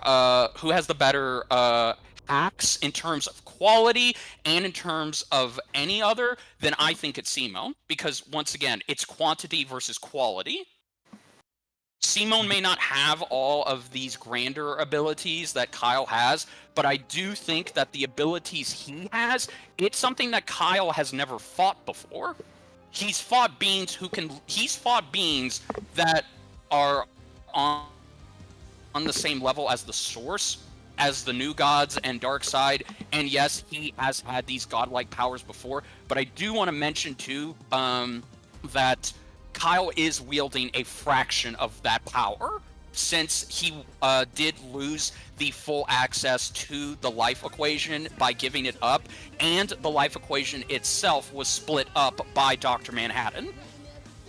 Because Dr. Manhattan is the one who created the New 52 universe. Minor correction. Kyle willingly split up the life equation into the White Lantern core to beat Oblivion. Manhattan just outright broke the White Lantern ring. Thank you. I apologize. All good. But yes. Those are my arguments, and I do want to say that I personally think this is going to come down to who actually has the better willpower and the better resistances, because I think they're both equal in both speed, but in terms of experience and power, I can't lie, that goes to Kyle. Kyle is packing so much more heat than Simone has. And Kyle has been doing this for a lot longer than Simone has too. Okay, I do want to ask something because it's come to mind. Go for it. Whose power source do you guys think is, like, if you were to decide, whose power source do you think would like be drained first? Like, one of them were to be like completely drained. Kyle. I think Kyle's, but I mean, if we're talking like before Simone, like, yeah. But I will say, I think energy absorption roughly cancels out.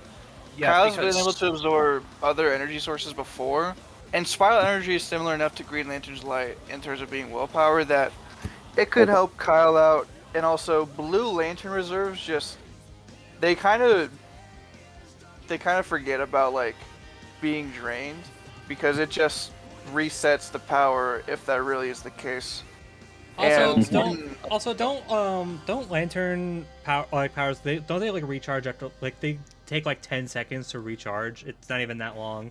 Yeah, it's pretty easy. Yeah, it is. I also should note that Simone also has the ability to absorb energy, because in the episode when they were first getting ready to go to space and an energy attack was going towards them, Gurren Lagann was able to get in front of the attack, create a drill so big it was able to literally absorb the energy of the attack from the weapon like a sponge. So Simone would be able to absorb all of Kyle's projectiles and his energy-based attacks. Mm-hmm. Okay, So I also should note that Simone's... Go ahead. Basically, what I'm hearing from that question is Kyle's probably running out first, but he has he's definitely able to. He's able to stay in even without that. Like he's. Personally, I think that would. Yeah. I also should note that this would require outside knowledge, so this doesn't count. But this is how crazy Simone's power absorption is. If Simone knew enough about Kyle, and if he knew about how much the Lantern energy works, there is a small, and I say small percent possible chance that Simon could actually absorb the lantern energy and become a lantern himself, because he's essentially taking that energy and bringing it into himself as either his base self or Gurren Lagann. Because Gurren Lagann's whole thing was they combined by literally stealing and absorbing whatever beastmen or whatever beastman's gunmen they could find. So there's no reason to say that Simon's drill, powered by his super spiral force, could not potentially absorb Kyle's whole lantern energy and even take away Kyle's ring from him. That part I might disagree on. I think gunmen and lanterns are a little bit different in terms of like how they are presented. And usually with spiral energy, if it can absorb like other energy sources that aren't spiral, but they just get converted to spiral energy. And most of the time you do need a ring for like the full utilization of that. And lantern rings are a common misconception is that like they're built, I guess constructed like a blacksmith way. Okay, some of them are, but for Green Lanterns, especially the main Earth ones, they're usually forged purely from willpower. Like Hal made his own from willpower. Yes, so... Kyle reformed his own from willpower as well. And also, after Kyle gave up the power of Ion, he made a failsafe where if the ring like left his finger, it would just telekinetically come back to him. So it's like tied to his genetic code and structure. So Simon's right, not yes, like that's why Simon's not like destroying the ring, is what you're saying. He could do okay if you argue he's strong enough. He can could destroy the ring. I actually think he could, given what he has. I just think it'd be like pretty tough to get in that situation. So okay, let me lay it down like this. Say there's a moment where both of them are colliding with each other, and Simon touch and Simon and Kyle like let's just say that their fists collide in Gurren Lagann, or they're just having a brawl, which by the way some people have predicted that could be how the fight actually ends, where it will come down to whose willpower is stronger. Because if Simon's willpower is, I argue, and I've presented my case, that it's so strong that he could overpower Kyle's will, and therefore the lantern ring itself. And there's no reason to believe that at the end of the day, yes, Kyle had special mechanisms for his ring, but as of Jeremy Adams' book, Kyle is still wielding a basic Green Lantern ring that has no protection against it. Granted, yes, he could call it back. I'm not saying that if it gets lost or if Simon takes it off, it won't come back to him. But it is, at the end of the day, a Green Lantern ring, and it will go to another person who has just if not stronger will than Kyle. Okay. To be fair, there is also like the White Lantern. I think that's another thing. Yes. Now, the White Lantern, I can't argue that, but there is one thing I do want to mention. So, there is a comic panel, and John Mitchell even showed this on Death Battle Cast. Kyle does run on a limited amount of energy. Just because he now has the powers of a White Lantern plus the life equation, that doesn't mean that his ring has unlimited energy that doesn't need to be recharged. We've seen that Kyle does still need to recharge his White Lantern ring and therefore his Green Lantern ring due to a time where when he had Hal's ring, which was powered up and given to him by Ganthid, who made it super special to where it didn't need a charge and it got rid of the weakness to the color yellow, to the spectrum itself. But Kyle is better at conserving his energy than his other Lantern cohorts. They burned through that shit fast, but Kyle is smart about it. He uses his Lantern energy and even mentally keeps check on how much energy percentage he's got, but that doesn't dispute the case that I've brought up that Kyle is still going to run out of energy most of the time if he keeps using these grander attacks. Whereas Simon's energy is unlimited. He doesn't need to charge his Spiral Force. His Spiral Force comes from him. So the only way, and Brobuscus and Z-Dog have even seen it, that the only way you can drain Simone's energy is if Simone himself was already drained from not eating, or he wasn't in control of his emotions. Both of these things are not likely to happen in the actual fight itself. So there's nothing for Kyle to take advantage of in terms of manipulating Simone in those ways. Okay. I do think the charge thing is a little bit incorrect, if nothing because there is no White Lantern power battery. I've seen it. So like, there is a comic panel of him with a percentage. But they're... Like, literally, I'm not making this up. DC themselves have confirmed that, yes, he indeed does have a power percentage. You wouldn't happen to have that on hand, would you? Let me see. Well, let's put a pin in that for the time being. This is a small thing. It's obviously it's not going to come down to this. I understand that, but I just wanted to get everything out there. So we kind of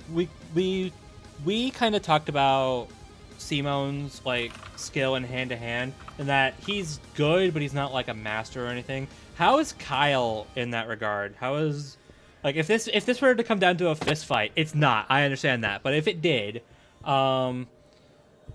if this came down to a fist fight, how good is Kyle in that regard? Like skill-wise? Yeah. He has been trained by Batman, as with most Justice Leaguers, and he was able to fight Sinestro, who's like a pretty decorated hand-to-hand combatant as far as lanterns go. Without his ring, he's fought like 10-foot monsters, like without powers either. 10-foot alien monsters with like weapons like axes and swords. He can fight trained samurai and trained ninjas, and like at a numbers disadvantage. I think Kyle's a very skilled fighter. By like his time ends on the Well, I don't know about ends, but like by the time he's like a seasoned Justice League member, he's a very skilled fighter. Okay.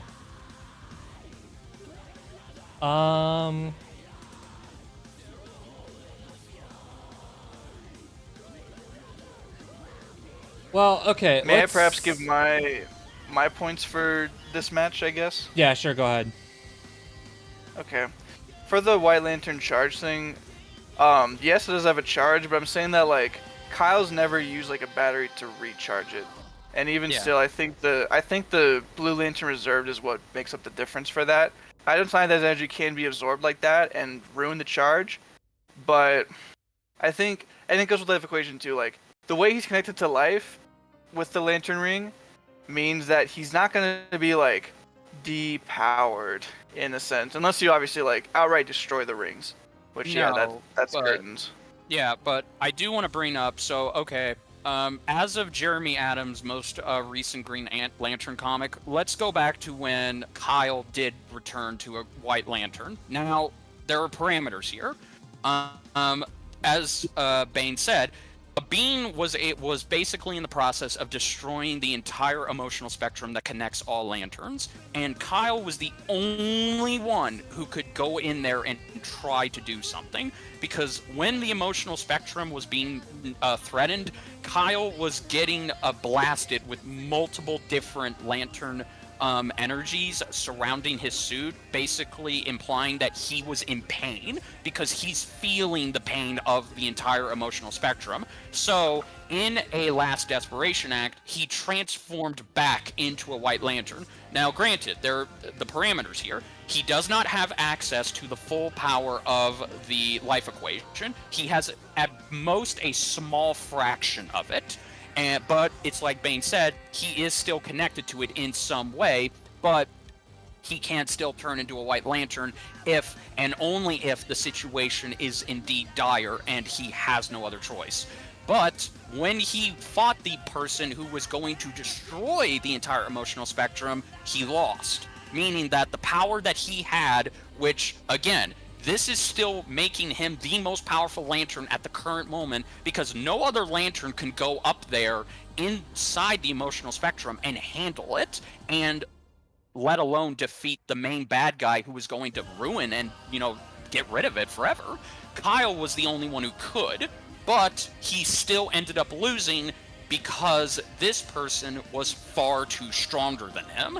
and he knocked him out of White Lantern. So, where I'm ultimately going with this is, if Kyle, as of now, with the proof that is in DC Comics' current Green Lantern run, if Kyle comes up across somebody who is more resistant and has way more better quality abilities than him, who is mostly quantity and uses it depending on the situation, then he's ultimately going to be knocked out of White Lantern and back to a Green Lantern. It's essentially a Super Saiyan transformation. If you're stronger than him, you can knock him out of that state, and he'll be back to a regular Super Saiyan that is not as powerful as the stronger transformations. Whereas Simone, there's been no proof of his power even beginning to tap out at what it's quote unquote maxed out at by fans or by haters of Simone's side. Simone has fought in physically superior beings than himself, and he still managed to get in there and win the fight, even when Gurren Lagann was stripped off of him, because, number one, Gurren Lagann can reconstruct, so it's not like Gurren Lagann will be lost forever. But also, Simone's willpower and the spiral force inside of him, it's more powerful than anybody in his universe, and it's definitely an equivalent to the Lantern willpower that Kyle has in his base form.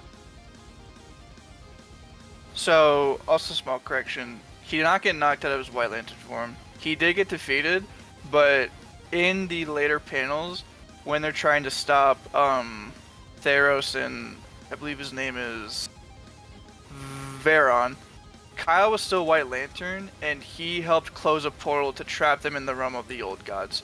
So he was still a White Lantern. But it does prove my point that even White Lantern Kyle is not as strong as he used to be, because he lost to that fight, and the best he could do was close a portal energy. So he did lose, but why is Kyle not a White Lantern anymore? I mean, aside from I know he's able to get, I know he's able to become it again, but he loses it, or he's out of it again like 2 issues later, right? Yeah. They don't explain. They don't explain. Damn. It's really annoying. The meta reason is okay. Here's the thing: when Kyle, the in-universe reason, the reason why Kyle this is before Jeremy took over. The reason why Kyle has stated he did not like being a White Lantern and he did not like having the life equation. That was because he was essentially not himself. He did not feel like he was Kyle. He felt like he was essentially in the back seat while someone else was doing the driving. And Kyle, and if that is to be believed, and again, there is evidence to suggest this in DC Comics, but when you become a White Lantern, you are not your own individual. You are essentially an avatar that is doing the driver, that is in the driver's seat doing all of the heavy lifting. You yourself are just there along for the ride. Kyle did not enjoy that agony, and he wanted to be a Green Lantern again, and he was essentially too powerful, and because he was too powerful, he wanted a way out. Okay. Being a White Lantern to him is ironic. Being a White Lantern to him is ironically his curse. He does not like it, and every time he does do it, it's only to battle the bigger threats he knows he has no other choice to handle. I think that more applies to the life equation than the White Lantern, because when he gave up the life equation, he was a lot more stable, and he had a relationship with Carol, which I didn't like. But I don't think he was so much not himself that he was a completely different person. When he had plenty of moments where that's still the Kyle I know. That definitely applies more to the life equation.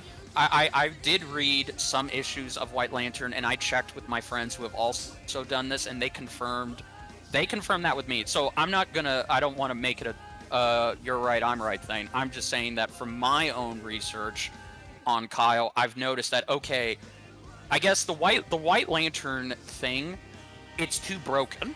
Kyle himself does not like being that broken. in terms of how overpowered he is. Win. But it's still a power-up transformation at best as of this current moment. Mm-hmm. Okay. I think I would like to give my 2 cents on the scope of the match at the moment. Yeah, sure, go ahead. I have not yet. Okay. I think it comes down to the wire, but I do think Kyle resists a lot more than people think. As far as like a brute force thing, with the life equation, Kyle unmade himself when fighting Oblivion. He was unmade, Oblivion was unmade, and Kyle got willed back. There can be an argument made that he didn't really know what happened, but it was like a conscious and subconscious act, so I don't agree with that. And I think that while the life equation does mess with his mind, I think that doesn't mean he's not able to use it effectively in some cases. Like, he can use it to warp reality. That much is, like, stated pretty well. And I think Simon trying to, like, negate his resurrection wouldn't really work. I also think the Otoko Simon stuff, like, sealing him into, like, the core drill, I don't think that would work. Kyle has resisted being sealed plenty of times before, like when Stellar Ramos tried to, like, take him away, and he's like, oh, he could totally come back. I just sent him to where we need to go so we can fight these guys. And also, like, he can definitely restore himself out of the state of being put in, like, a field of energy where he's not corporeal. If he could bring back Hal Jordan from that state, and we know he can bring himself back from being unmade, then he can bring himself out of that state similarly to how Simon could break out of the source wall if that occasion arises. I think Kyle could very feasibly break out of that. And I think Kyle does have one win con that could work. And I don't feel like I'm rushing my thoughts here because I do have to go soon, but the Larfleet Soul stuff I want to bring attention to. As I said, he can use it to absorb or kill people and turn their soul into an Orange Lantern. As far as I'm aware, I don't think Simon resists this. He does resist sealing, I do agree. Simon cannot be sealed like that at all. But soul or spiritual resistances are not really present in Gurren Lagann. A lot of the times when How the do you know? Because there isn't a lot of instances where this is the case. When it talks But about how fighting do you know spirits, he couldn't resist it? Like, so I did mention that, with all respect. What? Well, So basically what I'm saying is that Kyle, is that Simon has, Simon literally can resist anything Kyle throws at him involving using the different color emotional spectrums, because Simon already has control over his emotions, and he also has proven that if you put him in a Hax-like scenario, like the multi-universal labyrinth, he can get out of it and resist it. So again, his willpower is what drives him and what makes him power out of these situations, because he's literally rewriting fate and probability at that current moment to make sure that he wins the fight. And there's never been a moment where he hasn't failed to do this. well, I think this is a little bit different, and I think it's a bit of like a no limits fallacy to say that it can just break out of something he's never fought against. Because when soul stuff and spirits are using Gurren Lagann, it is mostly for the hype, like the fighting spirit. Never once is it really like a soul thing. The Multiversal Labyrinth was very much a mental thing. A soul thing, I don't think it was. And I think the act of his soul being put into the ring and turned to an Orange Lantern, I don't think he can resist that. Well, again, like I said, there's no evidence to suggest that he can, but also, I do want to say this. You did say that Simon has been through better resistances than Kyle, and we've seen, and again, I'm going to keep using it, that Kyle's own skirmish recently as a White Lantern does not prove that he still has that power set, because if he had these powers that we're still looking back on, and you've done a great job covering, then why did he not use them? And then the better question I ask, would Kyle use these on Simon in their first fight? Would he think to use something like that? Very much similar to, why doesn't Superman just laser an opponent's brain out because they're that dangerous? Or why would Goku... Or why would Vegeta not immediately disintegrate somebody with his Hakai attack. Like, is it in character for Kyle to do this thing that you're talking about? Well, for question 1, the fight was very much off screen when this all happened, so we didn't really see a whole lot of what he did. But I do agree that's very hard to assume he could have access to all the emotional spectrum stuff again. That much is fair. That's fine. But the fight is very much, as far as I know, it'll use them like at the peak of what they had. So I imagine they will be at the very least considered. For question 2, I've gone back and forth with this myself, and I tried my best in the research to look at instances where Kyle uses the quote-unquote negative emotions against opponents. Most of the time, it was villains. And it wasn't, I mean, yeah, shocker. He didn't really go against a lot of heroes besides the Guardians. Because the Guardians were trying to expel the emotional spectrum the Guardians are assholes. I was about to say that. and from recollection, he did use like multicolored blasts on them. You can get semantical if orange was included in that, but I don't think he'd shy away from thinking of it as an option. Because like, if Kyle's base powers are not going to cut it, I don't think it's impossible to say that he'll explore other options, especially for an opponent like Simon. Like, it's not actually surprisingly new for Kyle. Major Force was someone that could not die, could heal himself, regenerate, resurrect, and to do this, to beat him, he just cut off his head in like a force field bubble and just summon drift to space like car style. I'm not saying that would not at all work on Simon, by the way, but I'm just saying that like he knows how to fight against people that can regenerate and also adapt, because he fought a being named Devlos the Traitor that also has armor that adapts to every single attack. So eventually he's gonna start thinking of a lot more niche options, because his options for the latter guy was like he shot a very precise electromagnetic beam into his mouth to like shock him to his core and fuck up his armor. Now, let me finish my thoughts though, because this does not mean I think Kyle wins. I just think that Kyle has a win con, but I think Simon does have an easier win con, which is what I was trying to get to. I think. So apologies. I wanted to challenge you on that. Like, what you said is very interesting, and I wanted your perspective on it. Mm-hmm. I meant nothing else other than that. So hope that's okay. It's alright, yeah. I think the probability missiles are what grants Simon the win for me, because they attack in the near past and the near future. Now, a lot of people have a lot of thoughts on this phrasing because it talks about across the time axis, but other people say it's only a defensive mechanism. Even if you argue that it can't attack Kyle in the past, it can attack Kyle in the future, where he is tired out from using the life equation or the emotional spectrum as a White Lantern. And I think that makes it tougher for Kyle to really like go anywhere. And that combined with the fact that he doesn't have many main powers he can use, and Simon's adaptation will like keep on piling up. I do think that combination makes me side with Simon.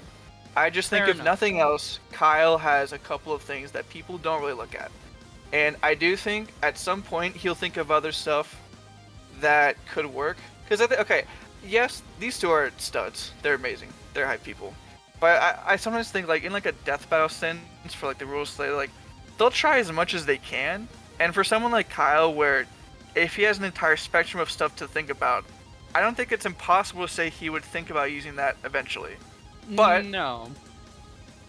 What do you mean? No, I meant no as in what you're saying. No as in I'm agreeing with you. He's agreeing with you. Oh, okay. Okay. But I just think Simon will get to his win con faster because that is a mainstaying attack that he has. So. Yes. I just wanted to put it out that I think that like it is down to the wire. I think Kyle resists a lot of the stuff that is put on the table that Simon could do against him. But the probably missiles are things that like Kyle doesn't really have an answer for. I've seen people try and say that because of how DC's every possibility turns into a new universe or something, like, oh, that could make it so it doesn't matter. No, probably not. I mean, weirdly enough, we saw from Voltum that in other universes, even when reality is warped, like Kyle was still a White Lantern.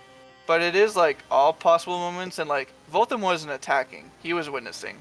Simon would be attacking in this case, and I think that would be like the better win con compared to one that like I think Kyle would take a lot more time to think about. All right. In at least in a war of attrition. Yeah. So yeah. Thank you. So we should wrap up real quick then. I'm just gonna say respectfully, I think I love what you interpreted and I love what you brought up. And again, I hope that, and I love debating with you because it is. Thank you. So, like you know your stuff. And you're very well versed, and you're making this debate fun right now. I just want you to know that you're awesome, Bang. Thank you. You're welcome. Yeah, no, thank you. And I think this is going to. The reason why I think Simone wins, yes, the probability missiles are definitely one of them, but I think when it all is said and done, I think this is going to come down to who has the better willpower and the resistance. And yes, both of them can be argued as equal on these fronts, but I think just in terms of what Simone has had to go through, it's something that's just as big as what Kyle went through.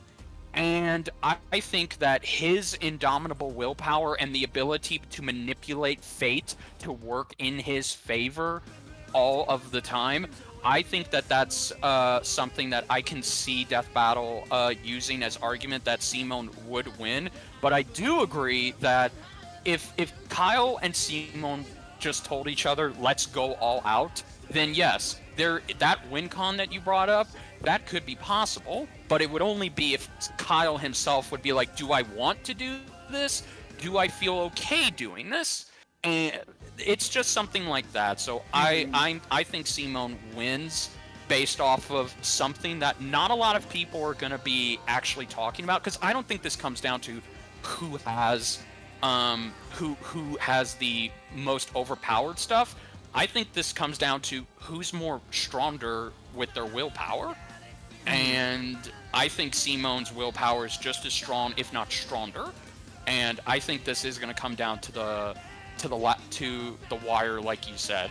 And either way, like this is a case where if they were to make an alternate scenario, I would welcome it, because you need to show that this fight really is as close as people are not realizing. I know they're not going to do it. I know they're not. But I wouldn't go that far. This fight is anything. This fight is anything but one-sided, and Bane and I have proved it. Yeah. You fucking clearly have. My goodness. Like, both of these two are arguably the most overpowered characters Death Battle has ever had. I'm not exacerbating. Yeah. Oh, you saying Joker can take him on? Nah, bro. Don't make me that. He can come and get us. Come and get us, Joker. Come at me. All right. Bro, Z-Dog. Bring it on, you son of a bitch. Yeah, that's a fair reaction. Okay. Well, okay. First, before I actually say, I'll go first, Z-Dog. Don't worry. Before I do make a judgment call, though, I will say I think you guys both like absolutely crushed it here. Oh yeah, follow. You absolutely. You can say claps on it. Yeah, claps all around for sure. You both need the assignment. At the end of the day, I do think this fight is ridiculously close. I could very easily see arguments being made either way. I think at the end of the day, though, I'm probably gonna side with Simone. The probability missiles were one thing. I think that plus just the amount of stuff he was able to like absorb with the multiversal labyrinth.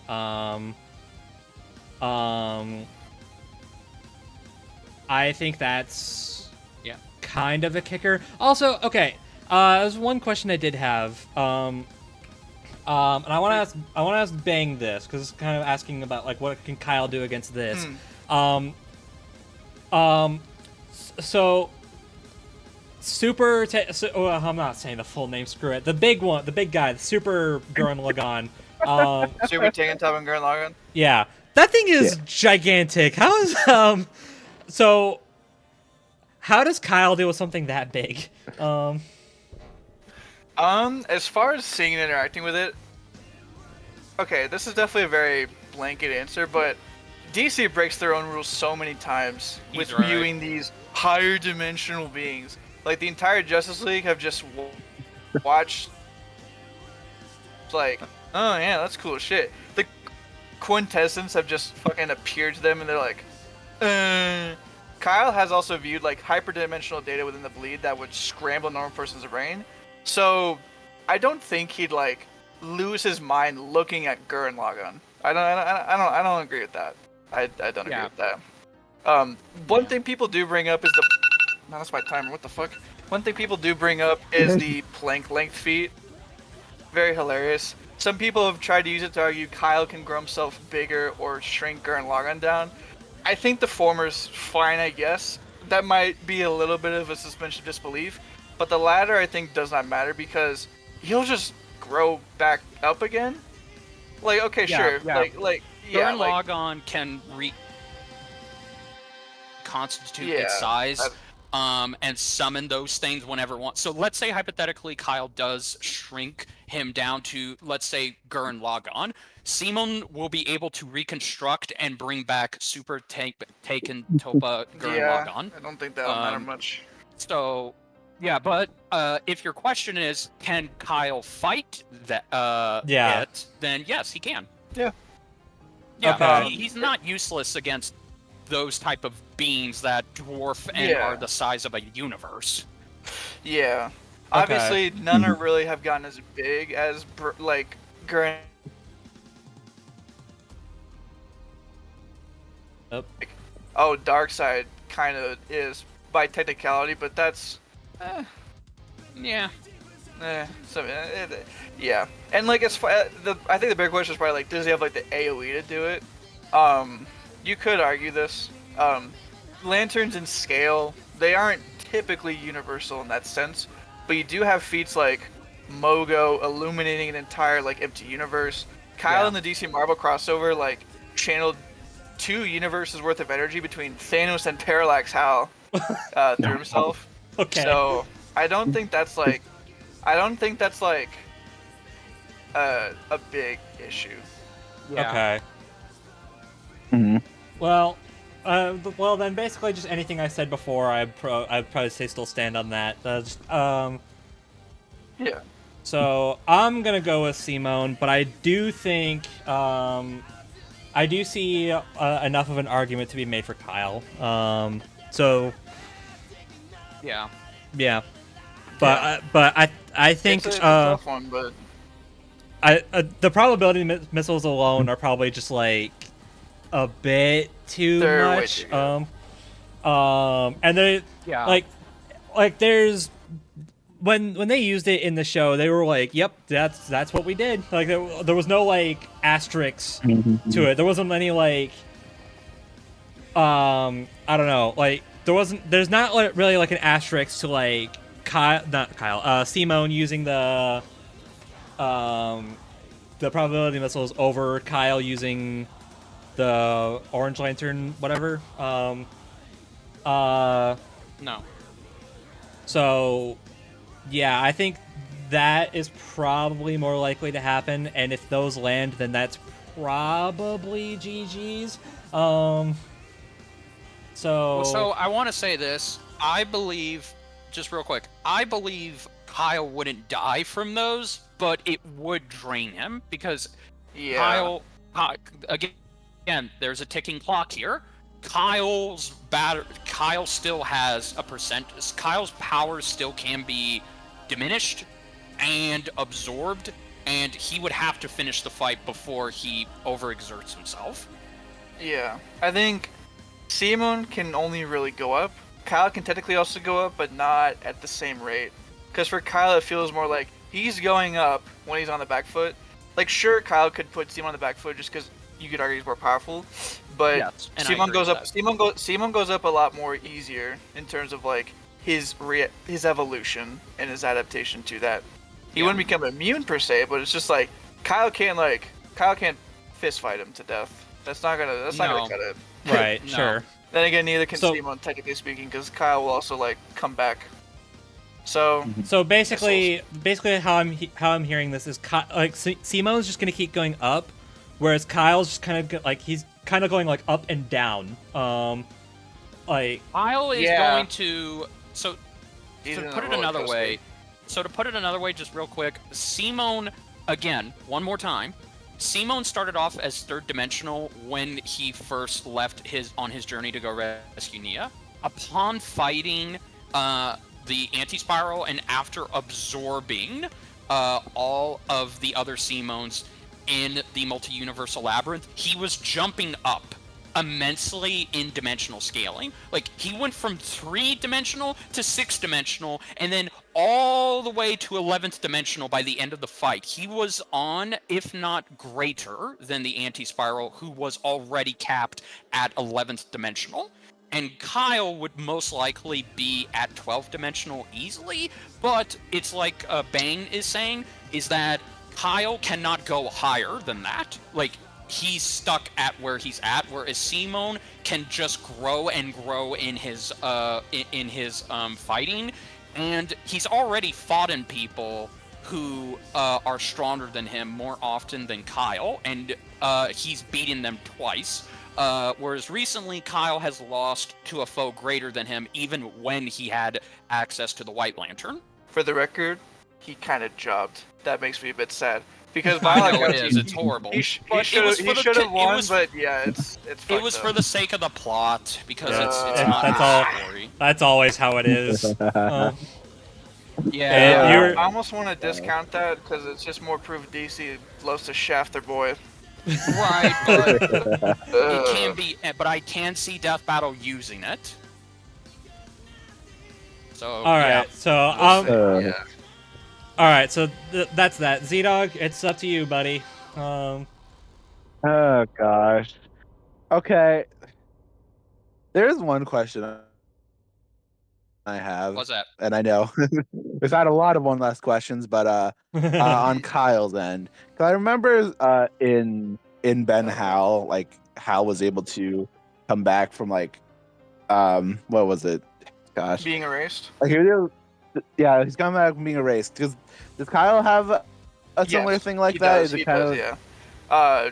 When he fought Oblivion, he used the life equation to unmake both of them, and like he like full blown disappeared. Like Carol confirmed that like Kyle pretty much vanished from reality, and he was able to bring himself back from that. So yeah, he can come back. Oh from my Okay. God! It's the You're spawn gonna add- lance nope. again. No, hold on. Yeah, but hold on. As of Kyle's current journey, there's no evidence to suggest he can do it again. It was probably most likely a one-time thing. okay? Well, to be fair, like I bring this up because like they'll probably use the peak I'm talking about rather than like the current thing. Yeah, they typically like to use their characters at But their peak.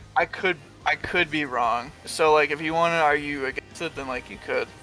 But Yeah. Well, I personally guess- think they'll probably use it, Okay. Well, even though I'd probably go against it myself. Yeah, that's fair. because you've already said because that's if we're doing a head count right now, it's 3 for Simone. Oh yeah, no, I still think Simone wins. All right. Well, I'm not. I don't think I'm gonna make it 4 because, gosh, I mean, I don't really know how much I can say that you all haven't already. Just the probability missile thing, the whole absorbing energy of multiple universes of Simone's. It's, gosh, I do think it's gonna be a tricky fight, and obviously Kyle's versatility and all his bullshit will keep Simone on his toes, but I do think Simone is going to be the winner as well. Gosh. I know. We're done. Yeah, I'm locking it on Simone. Let's do it. Yeah, this is our most intense episode BrobusCast yet. Yeah, and just for that, both of you go to this. Yeah, there you go. There you go. Thank you. Oh goodness. Yeah, that this was kinda hurt my definitely head. this was definitely one of our more intense discussions, at least since Yeah. like Bowser versus Eggman. Yeah, Yeah. I knew it would be. Yeah. All right. Well. Shit gets crazy. Yeah. It That's does. But I wouldn't have it any other way with comic books. This True. shit is fun. Me There you neither. go. no, that's true. Everyone Um, everyone said like say what you will about comics. This shit's fun. It really is. It can be. It can There be. you go. Alright. All right. Well- So I'm All right. guessing at this rate we're gonna have to save the additional Yeah, we're- questions yeah, for we're- another day. yeah, we're gonna have to wrap up. We've been going on for a little bit. How Yeah. how long is the recording? Don't worry 4 about hours. it. Oh, okay. God damn. I mean, some of it's probably gonna get Yeah, cut out alright. because of my internet connection, but Oh yeah. Yeah, so so just over but 3 hours. yeah. I mean, I'll be honest. I kind of expected us to go longer. Yeah, me too. Everyone um, loves to say, "Oh, the BrobusCast goes on for a long time." Well, yeah, because we're covering a lot of shit. We're There's a actually Yeah. reading. We're It's learning. Kyle here. Rayner. You know, everyone's Exactly. favorite. yeah. Exactly. It's a green. I- Even just on a base level, it's a Green Lantern. like, Yeah. what did you expect?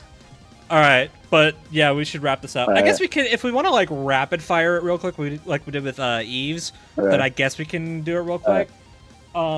I might as well. Although like I said, I would like to give both like, Yeah. a more proper discussion of those topics later. But yeah, just for the sake of it, let's have it real quick.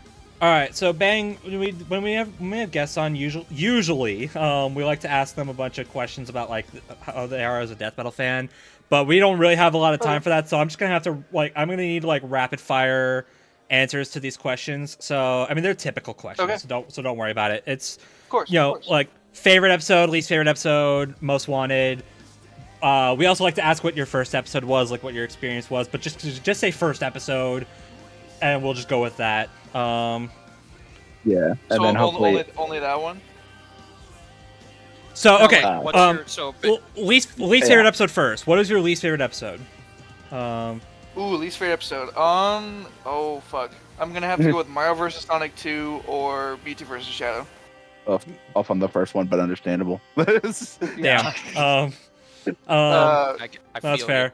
All right, now favorite episode. Goku Black versus Reverse Flash. That's a good one. Fair. Good choice. And then most wanted episode. Challenge. Don't say this one. Oh god. Oh god. Well, I mean, you can't say this one now because it's happening. Okay. Yeah. It's not that. Larfleeze from DC Comics versus Annihilus from Marvel, or Sadako from The Ring versus Slenderman from Creepypasta. Ooh. Nice. All right. Okay. Well, okay. And then what? Just real fast. Well, how did you get introduced to death metal? What was your first episode? I was like a 9 or 10-year-old. First episode was Luke Skywalker versus Harry Potter. I love I mean, I was a kid. I loved Star Wars. Had all the Lego sets, all that. I was like, holy shit, this is so cool. I was reading Harry Potter at the time as a kid because that's what I usually did in elementary school with like my family. We'd all read the books. Mhm. And later in life, in 2015, watched Vader versus Doom premiere with my cousins. Then watched like the 2 Batman fights for Spider-Man and Captain America. And then later, I discovered the Battle Fading Wiki. That's the following year, around like time season 6 or not 6, 3 was starting, and then eventually the pathway leads to Discord at some point. But those were my roots. There you go. Neat. All right. Yeah. Hopefully, when once we get a matchup that's not as complex, or as an individual episode, maybe we can go over those in a little more detail. Yeah, 'cause, there you go. Yeah, I would like to do that with you and you eventually. Yeah, because but, we you know. typically go into a bit more detail than that, but these more recent episodes have been going on for ages. So Well, yeah. Yeah. Well, well, it's comics. Well, they'll be back. I don't know how soon. Though. Yeah. yeah. Although the next Indeed. potential Hopefully one. not next episode. The next one that could happen. It also involves the color green and higher dimensional shenanigans. Hey, you go. may or may I not know, have, but may or may not have put out a call for help for that. Yeah. I might be in the Bahamas. Damn. Okay, fair enough. That's code for not on my that's code for not on my computer because Oh. Well, my headphones just died, so that's a that's a good sign to wrap this up. Hold on, let me adjust OBS real quick. They can't hear you. Okay, and now I can't hear you, so hold on.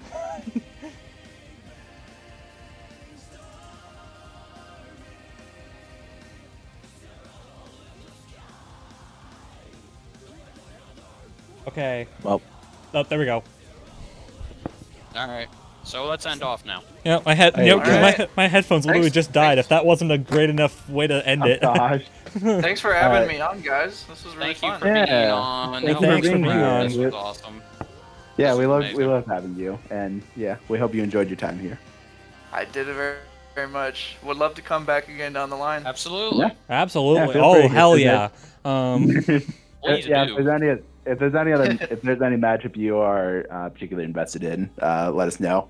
Yes. Or really Of any course. comic matchups in the future. No, I'm kidding. Yeah, God, please. Yes. I promise I'm not a one-trick pony, but I feel like No, that's fair. No, I I know. feel like No. comics are like they're kind of my bread and butter by comparison. Yeah. Yeah. Yeah. I fuck with TF2, but if they did like Spy 47, I'm probably not the right guy for Spy. Fair Well, Yeah. it's also like it's a combination of that, and you're also in a community that doesn't read comics. Yes, I'm calling you out. Well, Um, if you haven't already and you're watching this, go read a Kyle comic. There you go. There you Um, go. All right. Man. All right. All right. Well, with that being said, thank you guys all for watching. If you stayed throughout this entire thing, y'all are real ones. I know I say that for pretty much every episode, but it remains true It's every true. time. Hell yeah. I hope you guys enjoyed Master Chief versus Doomslayer. I hope you're excited for Simone versus Kyle. I mean, we're literally recording this the day the preview dropped, and I can safely say that the four of us are really excited for it. Yes. Hell yeah. And Papa's about to have himself a brand new #1 favorite episode. there you go. Well, and with that being said, thank you for watching. Hope you enjoyed, and we'll see you all next time. Bye, everybody. Bye. Bye.